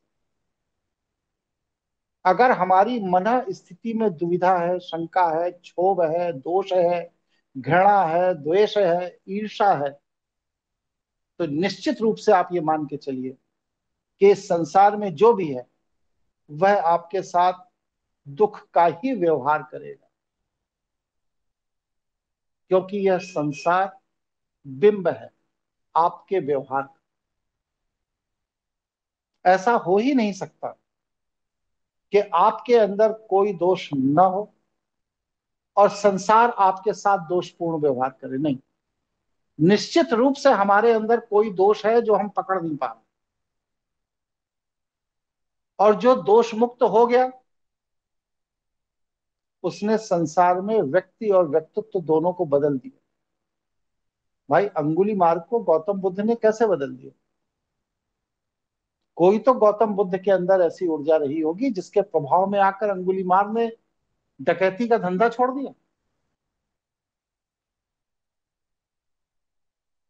नारद के अंदर ऐसा तो कोई गुण रहा होगा ना, जिस औरे से प्रभावित होकर महर्षि वाल्मीकि, जो कि डाकू थे, वो नारद के प्रभाव में आकर के साहित्यकार हो गए। ऐसे बहुत से उदाहरण हमें अपने इतिहास में मिलते हैं जहां पर किसी व्यक्ति के संपर्क में आकर किसी दूसरे व्यक्ति का समग्र स्वरूप बदल जाता है। हमारा एक शिष्य है राहुल द्विवेदी, बनारस में रहता है, मणकणिका घाट, रूस के अंदर इलेक्ट्रिकल इंजीनियर। मेरे इंटरनेट पर लेख को पढ़ करके मुझसे मिलने आया, और ताज्जुब ये मानेंगे कि इलेक्ट्रिकल इंजीनियर था, तंत्र पे कोई आस्था नहीं थी उसकी, लेकिन 3 घंटे के हमारे उसके संवाद के बाद उसने नौकरी छोड़ दी और तंत्र पर कार्य करना शुरू किया, और अब बनारस में रहता है। और बनारस के अंदर कोई नहीं जानता कि वह इतना बड़ा इलेक्ट्रिकल इंजीनियर था, एमटेक। उसका समग्र व्यक्तित्व बदल गया। आज उसे लोग आचार्य कहते हैं। ऐसे और भी बहुत से उदाहरण मिल जाएंगे मेरे आसपास। जो बलजीत है, फिल्मी दुनिया के आदमी, क्या थे और अब क्या हो गए। शिवाय जी हैं, शेयर बाजार में ये ब्रोकरेज का काम करते थे, मेरे संपर्क में आए, शेयर बाजार छोड़े 12 साल हो गया। आज स्थिति यह है कि पूरा का पूरा क्षेत्र जहां वो रहते हैं वहां पर लोग उन्हें एक संत के रूप में देखते हैं, जबकि वो विशुद्ध सांसारिक आदमी है। क्यों? क्योंकि संसार को वह संसार के तरीके से डील कर रहे हैं और अपने आत्म कल्याण के मार्ग पर भी चल रहे हैं। ऐसे बहुत से उदाहरण आपको आपके जीवन में मिलेंगे। तो अपनी मन स्थिति में जब आप सुधार करते हैं तो आपकी नकारात्मक परिस्थितियां अपने आप कम होने लगती हैं। और जब आप अपनी मन स्थिति में इस स्तर तक सुधार कर लेते हैं कि आपके औरे के प्रभाव में दूसरे व्यक्ति का औरा शोधित होने लगता है, तो उस स्थिति में जो भी व्यक्ति आपके सामने आता है उसका समग्र नकारात्मक विचार आपके औरे के प्रभाव में शिथिल हो जाता है। और इसके बाद वह व्यक्ति अंतस चेतना से बदल जाता है।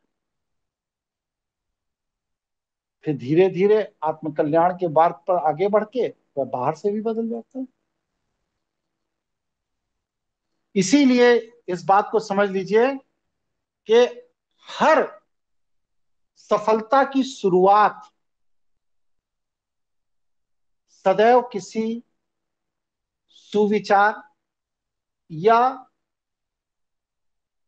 प्रभावशाली औरे से होती है।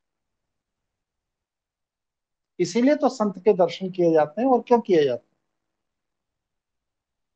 कि क्या पता इस संत के औरे के प्रभाव में आकर, इनके दर्शन करके, इनके चरण स्पर्श करके हमारे अंदर की कोई ऐसी कुंठा जिसे हम नहीं देख पा रहे हैं, समझ पा रहे हैं, जान पा रहे हैं, वो खुल जाए और मेरा कल्याण हो जाए। यही तो संत के दर्शन का औचित्य है।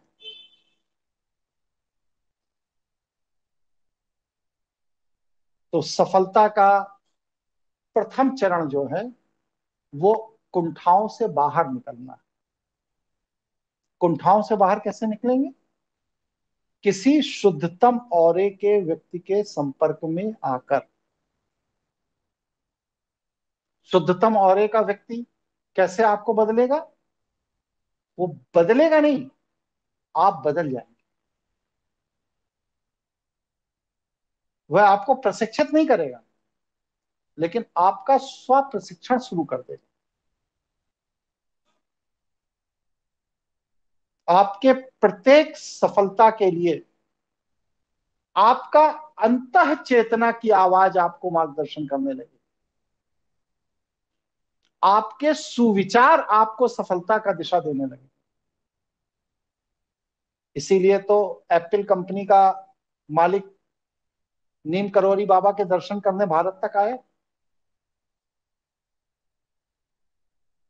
या ऐसे बहुत से उदाहरण हैं जो भारतीय संतों के दर्शन करने आते हैं। क्यों? क्योंकि भारत के संतों ने औरे के विज्ञान पर इतना जन्म जन्मांतर से शोध किया है और उस पर इतना कार्य किया है कि उनके औरे की ऊर्जा इतनी शुद्ध हो गई है कि उनके संपर्क में आते ही अगले का पूर्वाग्रह जलकर नष्ट हो जाता है। उसकी अपनी वासना, उसकी अपनी कामना, उसकी अपनी कुंठा शिथिल हो जाती। और वह व्यक्ति जो अपनी वासना और कामना में, दुविधा में फंसा हुआ था, उसे मार्ग दिखाई देने लगता है आत्म कल्याण का, लोक कल्याण। यही संत की भूमिका है संसार। सृष्टि में ऐसा कुछ भी नहीं है जो आप विचार की ऊर्जा से प्राप्त नहीं कर सकते। सब कुछ इस सृष्टि में विचार की ऊर्जा से ही संचालित है। आपके अंदर विचार की ऊर्जा को शक्ति देने का जो माध्यम है, जो तरीका है, उसकी आपको जानकारी नहीं है बस। लेकिन अगर आपने प्रशिक्षण द्वारा उस जानकारी को प्राप्त कर लिया तो ये विश्वास करिए कि विचार की ऊर्जा से ही यह समस्त सृष्टि संचालित होती है। इसीलिए बड़े बड़े आयुध, बड़े बड़े बारूद, कल कारखाने, हथियार बनाने वाले भी दिव्य ऊर्जाओं के आगे नतमस्तक हो जाते। वह दिव्य ऊर्जा है कौन सी? किसी दिव्य व्यक्ति की विचार की ऊर्जा ही तो है वह दिव्य ऊर्जा, और क्या है? और वह दिव्य व्यक्ति कौन है? जिसने अपनी सभी कामनाओं, वासनाओं, कुंठाओं को स्व अनुभूत से छोड़ दिया, त्याग दिया, शिथिल कर दिया। अपने कर्मेंद्रियों और ज्ञानेंद्रियों की पिपासा में अब वह नहीं फंसा है। वह रसास्वादन से मुक्त हो गया। उसने ज्ञान को प्राप्त नहीं किया, उसे स्वतः ईश्वर की कृपा से ज्ञान प्राप्त हो गया। विश्वामित्र किस विश्वविद्यालय में पढ़ने गए थे? लेकिन जब उन्होंने अपनी कुंठा, अपनी वासना को छोड़ा तो क्या हुआ? ईश्वर ने उनको सुपात्र समझकर गायत्री की महाशक्ति उनको दे दी, और उस गायत्री की महाशक्ति से उन्होंने क्या किया? इसी ब्रह्मांड के समानांतर एक दूसरे ब्रह्मांड, एक दूसरे स्वर्ग की रचना करनी शुरू कर दी। तब देवताओं को यह भय हुआ कि हमने जिसको इतना सुयोग्य समझकर यह दिव्य शक्ति दी, ये व्यक्ति तो पूरी की पूरी व्यवस्था को ही दूषित कर देगा। तब उसके संस्कार जो कभी जलते नहीं, मरते नहीं, बदलते नहीं, उस संस्कार के अंदर शिथिल पड़ी हुई वासना को जागृत कर दिया, सक्रिय कर दिया, और महर्षि विश्वामित्र का अधोपतन हो, उनका वह औरे की शुद्धता का स्तर समाप्त हो गया, और वह एक सामान्य मनुष्य की तरह एक महिला के साथ संभोग करके एक कन्या को जन्म दिए, जिसका नाम था शकुंतला।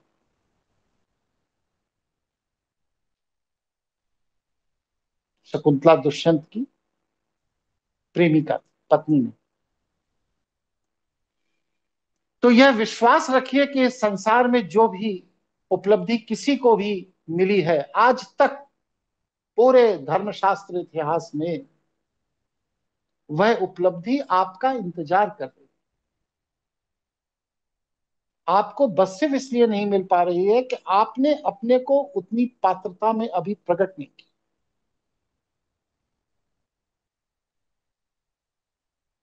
ईश्वर की प्रत्येक व्यवस्था आपको सब कुछ देने के लिए एकदम तत्पर बैठी है।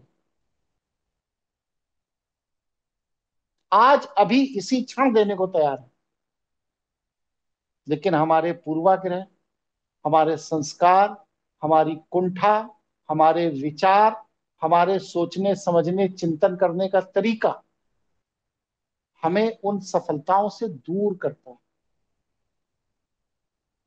और जो लोग इनको पहचान कर शिथिल कर देते हैं या पीछे छोड़ देते हैं, उन्हें सफलता मिलती चली जाती है। यह छठीय इंद्री के ऊपर का विषय, सिक्स्थ सेंस। छठी इंद्री क्या है? आभास क्रिया। छठी इंद्री ये बताती है कि ये सही है, ये गलत है, ये उचित है, ये अनुचित है, ये करो, ये ना करो। लेकिन वह बताती है, अनुभूति नहीं कराती। अनुभूति आपको जाकर होती है सातवीं अवस्था। सातवीं अवस्था में अनुभूति होती है। आठवीं अवस्था में उसको आप आत्मसात करके समाधिस्थ हो जाते हैं, और नौवीं अवस्था शून्य की है। फिर आप उसी बिंब के अंदर प्रवेश कर, जिसे कहा गया है अद्वैत समाधि। इस आत्म चेतना के स्तर को विकसित करने के लिए किसी भी मंदिर मस्जिद जाने की जरूरत नहीं।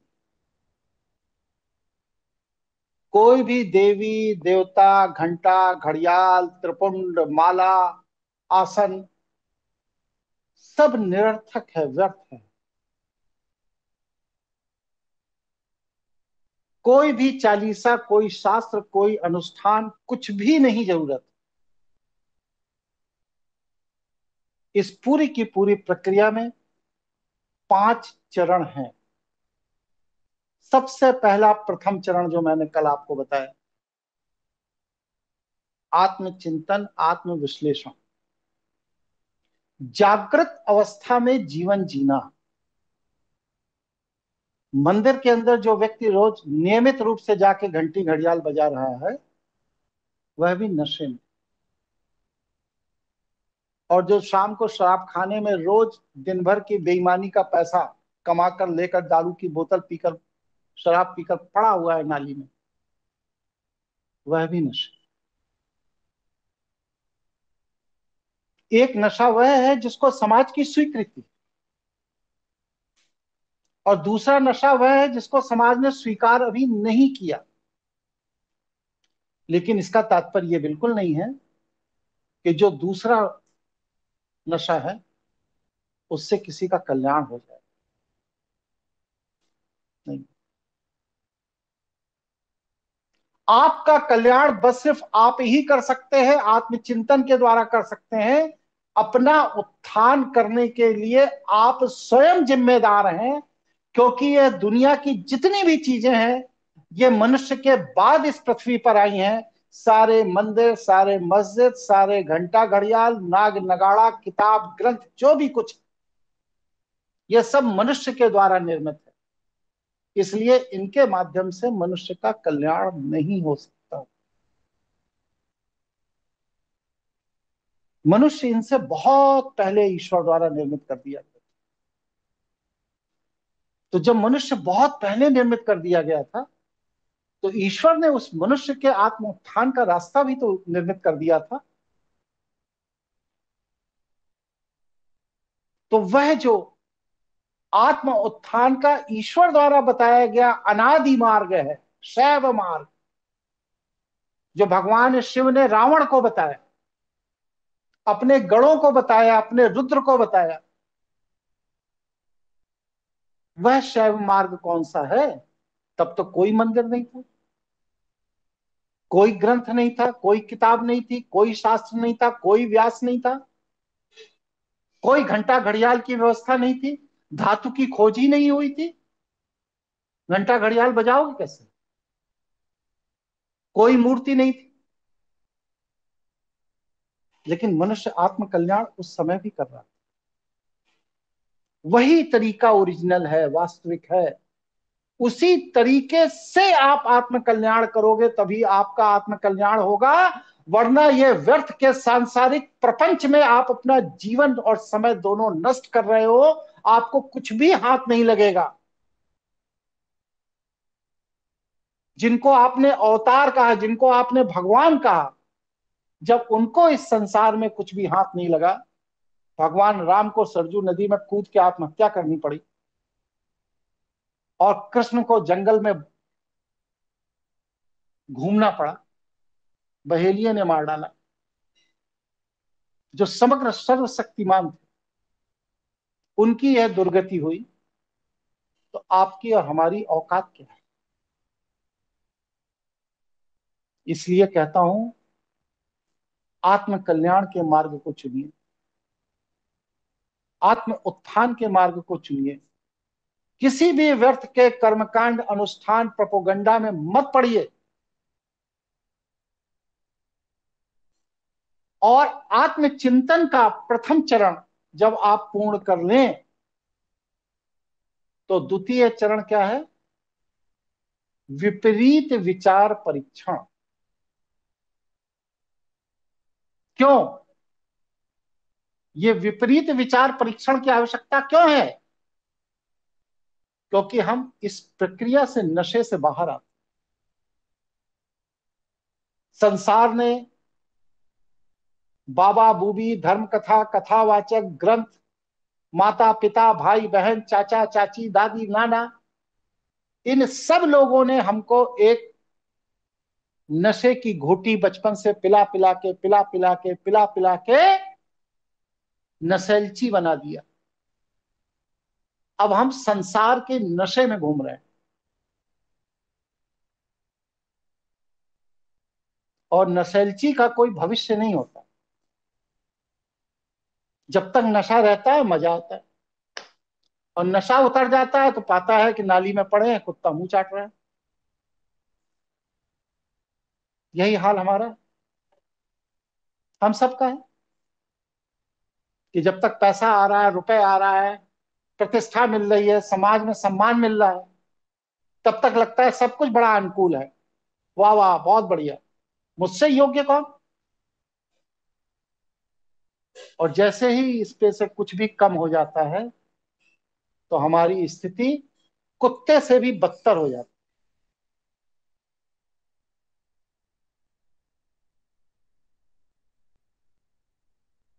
इसलिए आत्मचिंतन करके जागृत अवस्था में जीने का अभ्यास करिए। संसार की चमक दमक मोह में मत उलझिए।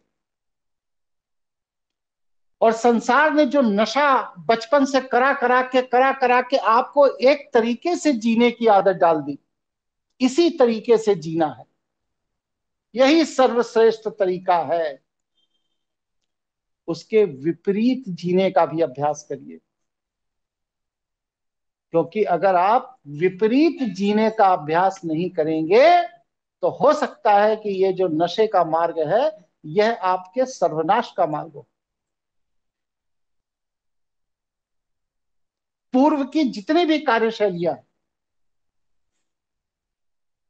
जितनी भी कार्य पद्धतियां हैं, जितनी भी चिंतन शैलियां हैं, यह सभी आपको एक नशे में जीने के लिए बाध्य करती है। इसलिए कभी कभी इसके विपरीत भी जी के देखिए। गुरु नानक पिता से व्यापार के लिए पैसा लेकर बाजार गए थे और वहां पे गरीब संतों को देखकर, भूखे संतों को देखकर व्यापार की पूंजी से उनको भोजन करा के वापस आए। ये क्या है? विपरीत कार्यशैली। एक इतने बड़े प्रसिद्ध व्यापारी का लड़का जिसके रगों में व्यापार है, वो व्यापार के लिए धन लेकर पिता से गया और वहां पर जाते ही भूखे संतों को देखकर वह द्रवित हो गया और वह पैसा जो व्यापार के लिए लाया था उससे साधुओं को भोजन करा के वापस आ गया। ये क्या है? विपरीत कार्यशैली। जिसलिए संसार ने हमें नशा कराकर भेजा था, हमने उसके नशा को किनारे फेंककर संसार की अपेक्षा के विपरीत कार्य करके दिखा दिया। तो पहले आत्म कल्याण के लिए आत्म विश्लेषण पहला अभ्यास। दूसरा अभ्यास विपरीत कार्यशैली। जरूरी है कि हर समय पिता की बात मानी ही जाए? नहीं मानेंगे। जरूरी है भगवान की पूजा की ही जाए? अब 20 दिन नहीं करेंगे। आप लोगों को बता दूं, स्वामी रामकृष्ण परमहंस एक ऐसे संत हुए जो विवेकानंद के गुरु थे, जिन्होंने हर धर्म के मार्ग को चुना। माता काली से उनका साक्षात्कार था। वो सीधे मां काली से वार्ता करते थे, बात करते थे। और इसके बाद एक दिन उन्होंने अचानक निर्णय ले लिया कि नहीं, अब कल सुबह से मैं इस्लाम स्वीकार करूंगा और वो 5 वक्त की नमाज अदा करने लगे। काली के मूर्ति, काली के मंदिर की तरफ जाते ही नहीं थे, देखते ही नहीं थे। उनकी पत्नी शारदा पूजा पाठ करती रहती थी काली जी, और ये 5 वक्त की नमाज अदा करते थे। 6 महीने चला और उससे भी उन्होंने उसी अनुभूति को प्राप्त किया जो अनुभूति उन्हें काली की आराधना से प्राप्त। फिर ऐसे ही एक बार उनके मन में विचार आया कि चैतन्य महाप्रभु के प्रभाव में बंगाल में सखी संप्रदाय का बड़ी तेजी से विस्तार हुआ। उनके कान तक बात आई। उन्होंने कहा, वैसे तो मैं काली का भक्त हूं, मुझे कृष्ण से क्या लेना देना, लेकिन चलो सखी संप्रदाय की भी अनुभूतियों को देखते हैं। और उन्होंने काली की भक्ति छोड़ करके भगवान श्री कृष्ण की भक्ति शुरू कर दी और सखी संप्रदाय के नियमों को मानना शुरू कर दिया। ताज्जुब तो तब हुआ जब उनके शरीर का एनाटॉमी बदल गया, शरीर विज्ञान बदल गया। उनके स्तन विकसित हो गए। क्योंकि सखी संप्रदाय में यह माना जाता है कि पुरुष इस सृष्टि में बस सिर्फ भगवान कृष्ण ही है और बाकी इस दुनिया में जो भी कोई है सब स्त्री है। तो उनकी तन्मयता, उनका समर्पण, उनका बौद्धिक कौशल्य, उनकी एकाग्रता, इन सब का परिणाम यह हुआ कि उनके स्तन विकसित हो 3 महीने के अंदर। और उससे बड़ी एनाटॉमी उनकी बदली कि 8 महीने के बाद उनको मासिक धर्म शुरू। और उस मार्ग से भी उन्होंने उसी अनुभूति को प्राप्त किया जो उन्होंने नमाज अदा करके प्राप्त की थी, जो उन्होंने काली की उपासना करके प्राप्त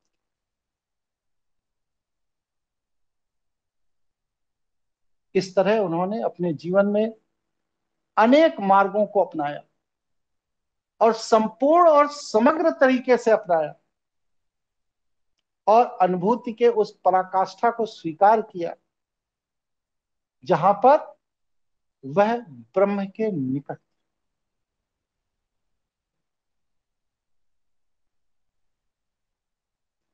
इसका मतलब कि जिस जीवन शैली, जिस कार्य शैली, जिस विचार शैली, जिस समाज शैली में हम जीते आ रहे हैं, ये नशा है, नशैलची हो, इसके विपरीत जीने का भी अभ्यास करो। सर्वस्व को त्याग कर विपरीत विचारधारा में जीने का अभ्यास जब करोगे तो ये पता चलेगा कि तुम कितने गहरे नशे में हो।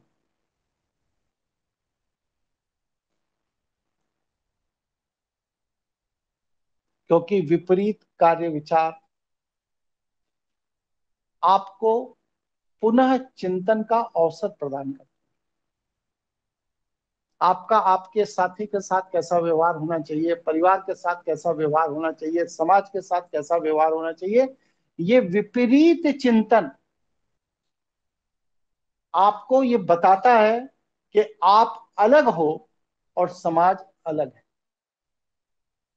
जब तक अनुकूल है तब तक तो सब बढ़िया बढ़िया, बल्ले बल्ले। लड़का रकम कमा के ला रहा है, घर का खर्चा चल रहा है, पत्नी भी खुश, लड़का भी खुश, रोज आइसक्रीम भी आ रही है, चूड़ी कंगन भी खरीदा जा रहा है, माता जी पिताजी भी पिक्चर देखने जा रहे हैं, बड़ा मजा आ रहा है। अरे कभी कहो ना कि 6 महीने अब हम कोई काम नहीं करेंगे, बस आप लोग जैसे मेरे पैसे से एंजॉय करते हो उसी तरह हम आत्म कल्याण के लिए एंजॉय करें, कोई काम नहीं। तब आपको पता चलेगा कि आपकी पत्नी आपको कितना प्यार करती है, माँ बाप कितना प्यार करते हैं, बच्चे कितना प्यार। आपको आपकी वास्तविक स्थिति तब पता चलेगी, तब आपका नशा उतर जाएगा। ये भ्रम खत्म हो जाएगा कि आप परिवार को समर्पित हैं और परिवार आपको समर्पित। ये मानकर चलिए कि दुनिया में हर व्यक्ति की एक अपनी उपयोगिता है और हर व्यक्ति उस उपयोगिता का उपयोग करता है। उस उपयोगिता के विपरीत कोई नहीं। हमारा स्वार्थ पूरा हो रहा है तो हम आपका सम्मान कर रहे हैं, जिस दिन नहीं होगा उसी दिन हम सम्मान करना बंद कर। क्योंकि हम कोई यंत्र थोड़ी हैं कि आपने एक बार कार बना दी, बस डीजल डाला और मैं चलने लगा, फिर डीजल डाला फिर मैं चलने लगा, फिर डीजल डाला फिर मैं चलने लगा। यंत्र नहीं है ना, हम मनुष्य हैं। हम डीजल डालने पर चलेंगे भी और कभी कभी डीजल डालने पर नहीं भी चलेंगे। इतनी स्वतंत्रता तो हमें होनी चाहिए ना। और अगर इतनी स्वतंत्रता आपकी नहीं है तो फिर आप में और पशु में क्या अंतर है? पशु भी खूंटे पर बंधा है, जब चाहे तो उसकी रस्सी खोलकर बैलगाड़ी में लगा दिया जाता है और फिर बैलगाड़ी से निकालकर खूंटे में बांध दिया जाता है। आपका भी यही हाल है।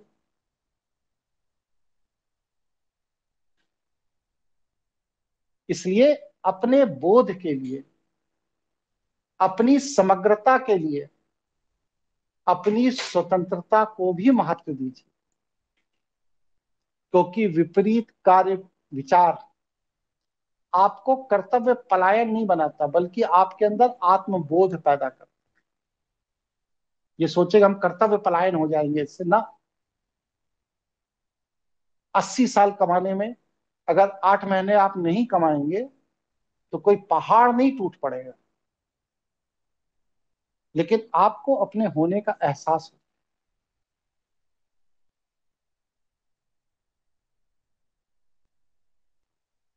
ठीक है, तो पहला अभ्यास मैंने पिछली बार बताया था आत्मचिंतन का। दूसरा अभ्यास छोटे छोटे विषयों को लेकर के ये भी करिए कि जो हम नशे में बिना विचार किए करते चले आ रहे हैं उसके विपरीत कुछ करें। यहां तक मैंने अपना विषय रखा। किसी के मन में कोई प्रश्न, कोई जिज्ञासा, कोई विचार हो तो रखिए। जी, यतिन बोल रहा हूँ। आपने जो उदाहरण दिया रामकृष्ण परमहंस जी का कि उन्होंने 2-3 विधियों से सिमरन अनुभूति की, तो उसमें कहीं न कहीं वो समर्पण का भाव था, उन्होंने जो काम किया पूरी तरह किया। जबकि हमारे साथ ये स्थिति है कि हम चाहे ब्रह्मास्मि कर रहे हों, चाहे तांत्रिक कर रहे हों, चाहे कुछ भी कर रहे हों, उस लेवल का समर्पण नहीं आ पाता है। उस लेवल का पूरी तरह से तन्मयता के साथ उतर जाएँ हम पूरी तरह से, वो नहीं आ पाती है। उसके क्या कारण है? क्यों? वो कैसे ठीक है? क्यों वो इसलिए नहीं आ पाती है कि आज तक आप जिसको जीवन समझ रहे हैं वो जीवन था ही नहीं। आपको बचपन से एक नशे की आदत डाल दी। नशे का तात्पर्य थोड़ी है कि अफीम, गांजा, चरस, स्मैक ही खाया पिया जाए। समय से स्कूल जाना भी तो एक नशा है। न जाने कितने कचहरी के अंदर हमारे यहाँ रिटायर्ड बाबू हैं जो रिटायर हुए 6-6 साल, 8-8 साल हो गए, अभी भी आकर के बाहर चाय की दुकान पे खड़े मिल जाते। अब क्यों आए हो? घर पे मन नहीं लग रहा। मन क्यों नहीं लग रहा है? क्योंकि पिछले 40 साल से यहाँ पर खड़े होकर चाय पीते पीते पीते पीते अब आपको उस स्थान पर खड़े होकर चाय पीने का नशा हो, इसलिए मन। इस नशे को पहचानिए। पिछले बार में, पिछले अभ्यास में अपने आप का आत्मचिंतन करना था, अपने कार्यों की समीक्षा करनी थी। अब आज के अभ्यास में अपने नशे की समीक्षा करिए कि आप कितने तरह के नशे से फंसे हुए।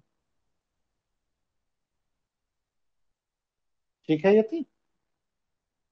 जी। और कोई प्रश्न किसी का? गुरु जी जानते तो हैं कुछ कुछ नशों में हैं, लेकिन वो उससे निकल पाएंगे या नहीं वो वाली स्थिति है। जैसे मैं अभी सोच रहा था कि मैं जब वापस आया था वो खाली जमीन देख के वो उस नशे के चक्कर में ही वापस आया था कि हाँ ये वो चाहे वो कर्तव्य बोध लगा लीजिए या वो नशे की आदत लगा लीजिए, वो तो पता नहीं, लेकिन वापस तो आ ही गए थे। इसी नशे के चक्कर में ही तो बार बार धरती पर वापस आते हैं। अगर ये नशा छूट जाए तो धरती पर आने की जरूरत ही क्या? हाँ बस वही है कि वो जैसे वो आप बता रहे हैं ना बाबू जी का एग्जाम्पल कि वो उसको वहां खड़े होके चाय पीने का मजा आता है, तो शायद इस धरती पे आने का वो अभी चस्का लगा हुआ वो हो भी थोड़ा। नशा, नशा है, नशा ही चलता रहेगा 10-20 जन्म तक। फिर कभी चेतेंगे, कभी जागेंगे, कभी वह नशा टूटेगा। मेरा कार्य है आपको बताना। आप सभी बुद्धिजीवी हो, पढ़े लिखे लोग हो। आपके विचार को मैं बदल नहीं सकता, वो आप ही को बदलना। लेकिन विचार पर विचार किस तरह करना है ये मैं बता सकता हूं, वो मैं बता। ये आपके अभ्यास का विषय। जी गुरु जी समझ में आया। वो खुद का बैरियर है, वो जिस दिन निकालने के लिए खुद को ही। सारे बैरियर आपके अपने मस्तिष्क में खुद के ही हैं। इस धरती पर ना कहीं कोई पाप है, ना कहीं कोई पुण्य है, ना कहीं कोई स्वर्ग है, ना कहीं कोई नरक है, ना कहीं कोई देवी है, ना देवता है, ना पिशाच है, ना भूत है, ना जिन्न है।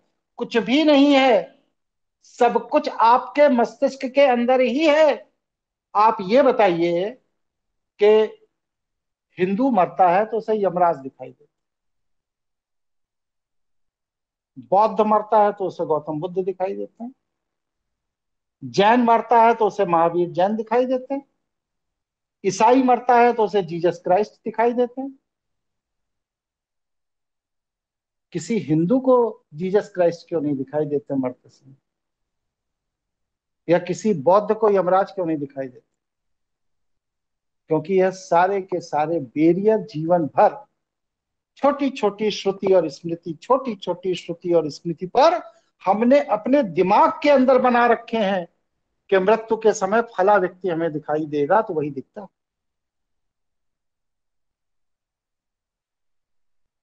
इसी बैरियर को तोड़ना है इंसान बनने के लिए। अभी तो पशु से भी बदतर हम लोग जी रहे हैं।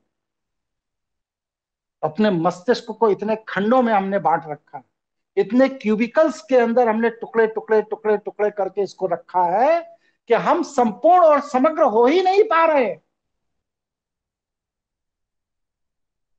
और जब हम संपूर्ण और समग्र हो ही नहीं पा रहे हैं तो हम आत्म कल्याण करेंगे कैसे? वो तो अगला चरण है। पहले आप अपनी ऊर्जा को संपूर्ण और समग्र तो कर लीजिए, जो हजारों टुकड़ों में बटी हुई है।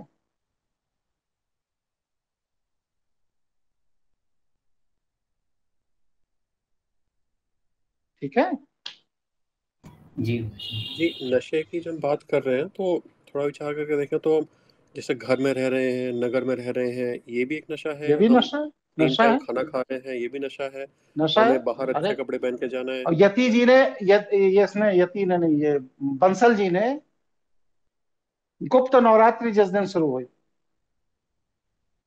उस दिन अगले दिन मेरे जब इनसे बात हुई, वार्ता हुई, तो इन्होंने ये कहा, हमने कहा बड़ा धीमे धीमे बोल रहे हैं, तो इन्होंने ये कहा कि गुप्त नवरात्रि का व्रत है, इस वजह से बोलने की इच्छा नहीं हो रही, कमजोरी है। हमने उसी समय संकल्प लिया कि देखें कमजोरी लगती कैसे।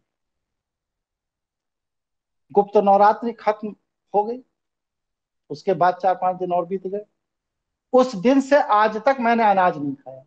हमने कहा हम भी तो देखें कमजोरी लगती कैसे। कहीं आपको कमजोरी लग रही मेरे वक्तव्य में, विचार में? नहीं जी। मैं अनाज नहीं खा रहा हूं और ये मेरा संकल्प है 40 दिन नहीं खाऊंगा। देखें तो कमजोरी लगती कैसे। क्योंकि हमने अपने दिमाग के एक कोने में ये बैरियर बना लिया कि अनाज नहीं खाएंगे तो कमजोरी हो जाएगी।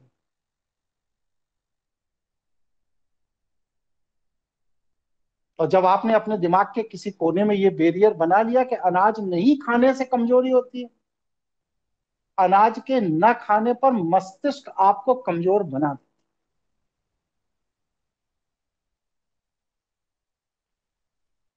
मैं शहद लेके आया हूं 5 किलो, उत्तराखंड सरकार का, और दूध वाले को कह दिया भैया 2 किलो दूध और दो हमको। सुबह दोपहर शाम और रात को सोते समय 2 गिलास, 4 चम्मच शहद डाल के दूध पी रहा हूं। कोई अनाज नहीं खा रहा हूं, कोई चीज नहीं खा रहा हूं, कोई कमजोरी नहीं।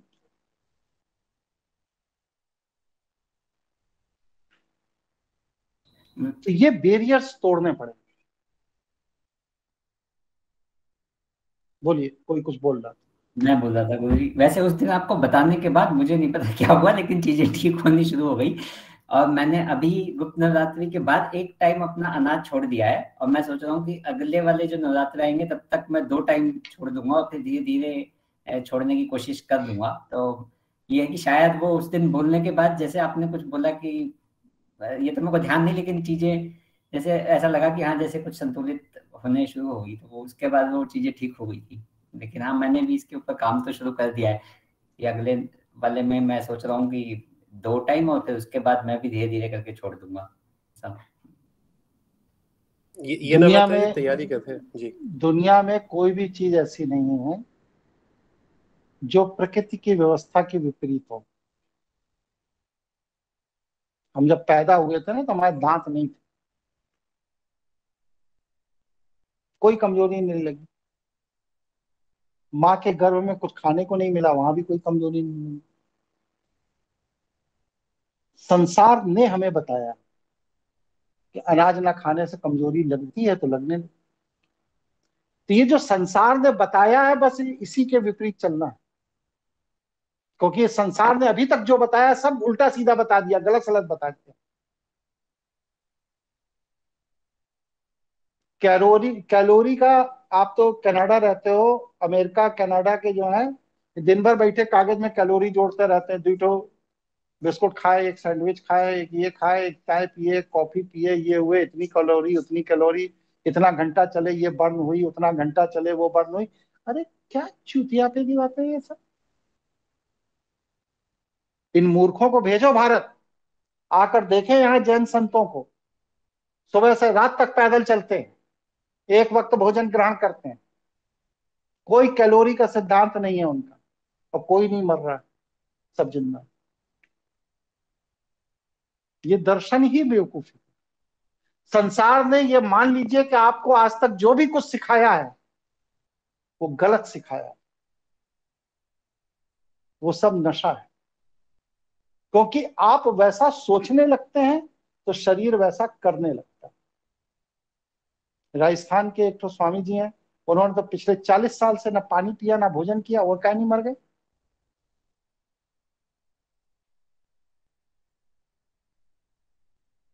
जीवित है। बहुत से ऐसे लोग मिल जाएंगे। इस भ्रम से मुक्त हो जाए, आत्म ऊर्जा को ऊपर की तरफ लाइए, उधर्वगामी करिए। इस सृष्टि में किसी के एहसान की जरूरत नहीं। दुनिया में जो भी कुछ आपको सिद्धांत बताए जाते हैं ये सब उद्योगपति हैं, व्यापारी हैं, व्यवसायी हैं, अपना सामान बेचने के लिए आपको सिद्धांत बताते। वो सिद्धांत बता के आपको गुमराह नहीं करेंगे तो उनका धंधा कैसे चले? इसलिए विपरीत जीने की आदत डालिए। चिंतन करके देखिए कि हम अपने नशे को कैसे छोड़ सकते हैं। जैसे नशेलची से कहा जाता है ना कि 1 महीने दारू मत पीना, 2 हफ्ते स्मैक मत लेना, 15 दिन अफीम मत चाटना। उसी तरह आप अभी तक जिन जिन नशों को चाटते चले आए हो, खाते पीते चले आए हो, उसको 15 दिन, 20 दिन, महीने, 2 महीने छोड़ के तो देखो कितना आनंद आता है। तब आपको पता चलेगा कि आप सुबह आंख खुलने से लेकर सोने तक कितने नशे में। ठीक है। जी कल क्लास रखनी है? जी जी जी। तो क्या कल 2 क्लास रख ली जाए? दिन में समय है लोगों के पास संडे में? हाँ जी, रख किसी को सकते हैं। आपत्ति है? नहीं, किसी की आपत्ति ना हो। नहीं है गुरु जी। नहीं है समय, चलिए छोड़िए। मतलब एक सुबह को एक शाम को, ऐसे विचार है जी? हाँ, मतलब एक सोचा 11 बजे करीब रख लेते, 11 से 12:30 1 बजे तक, और एक शाम को रख लेते। लेकिन कोई बात नहीं, नहीं है तो हम लोग कल फिर शाम को 8 बजे नियमित समय से मिलते हैं। 2 अभ्यास मैंने बताए हैं, इन 2 अभ्यास पर विचार करिए। अब आगे 3 अभ्यास में अभी और बताऊंगा।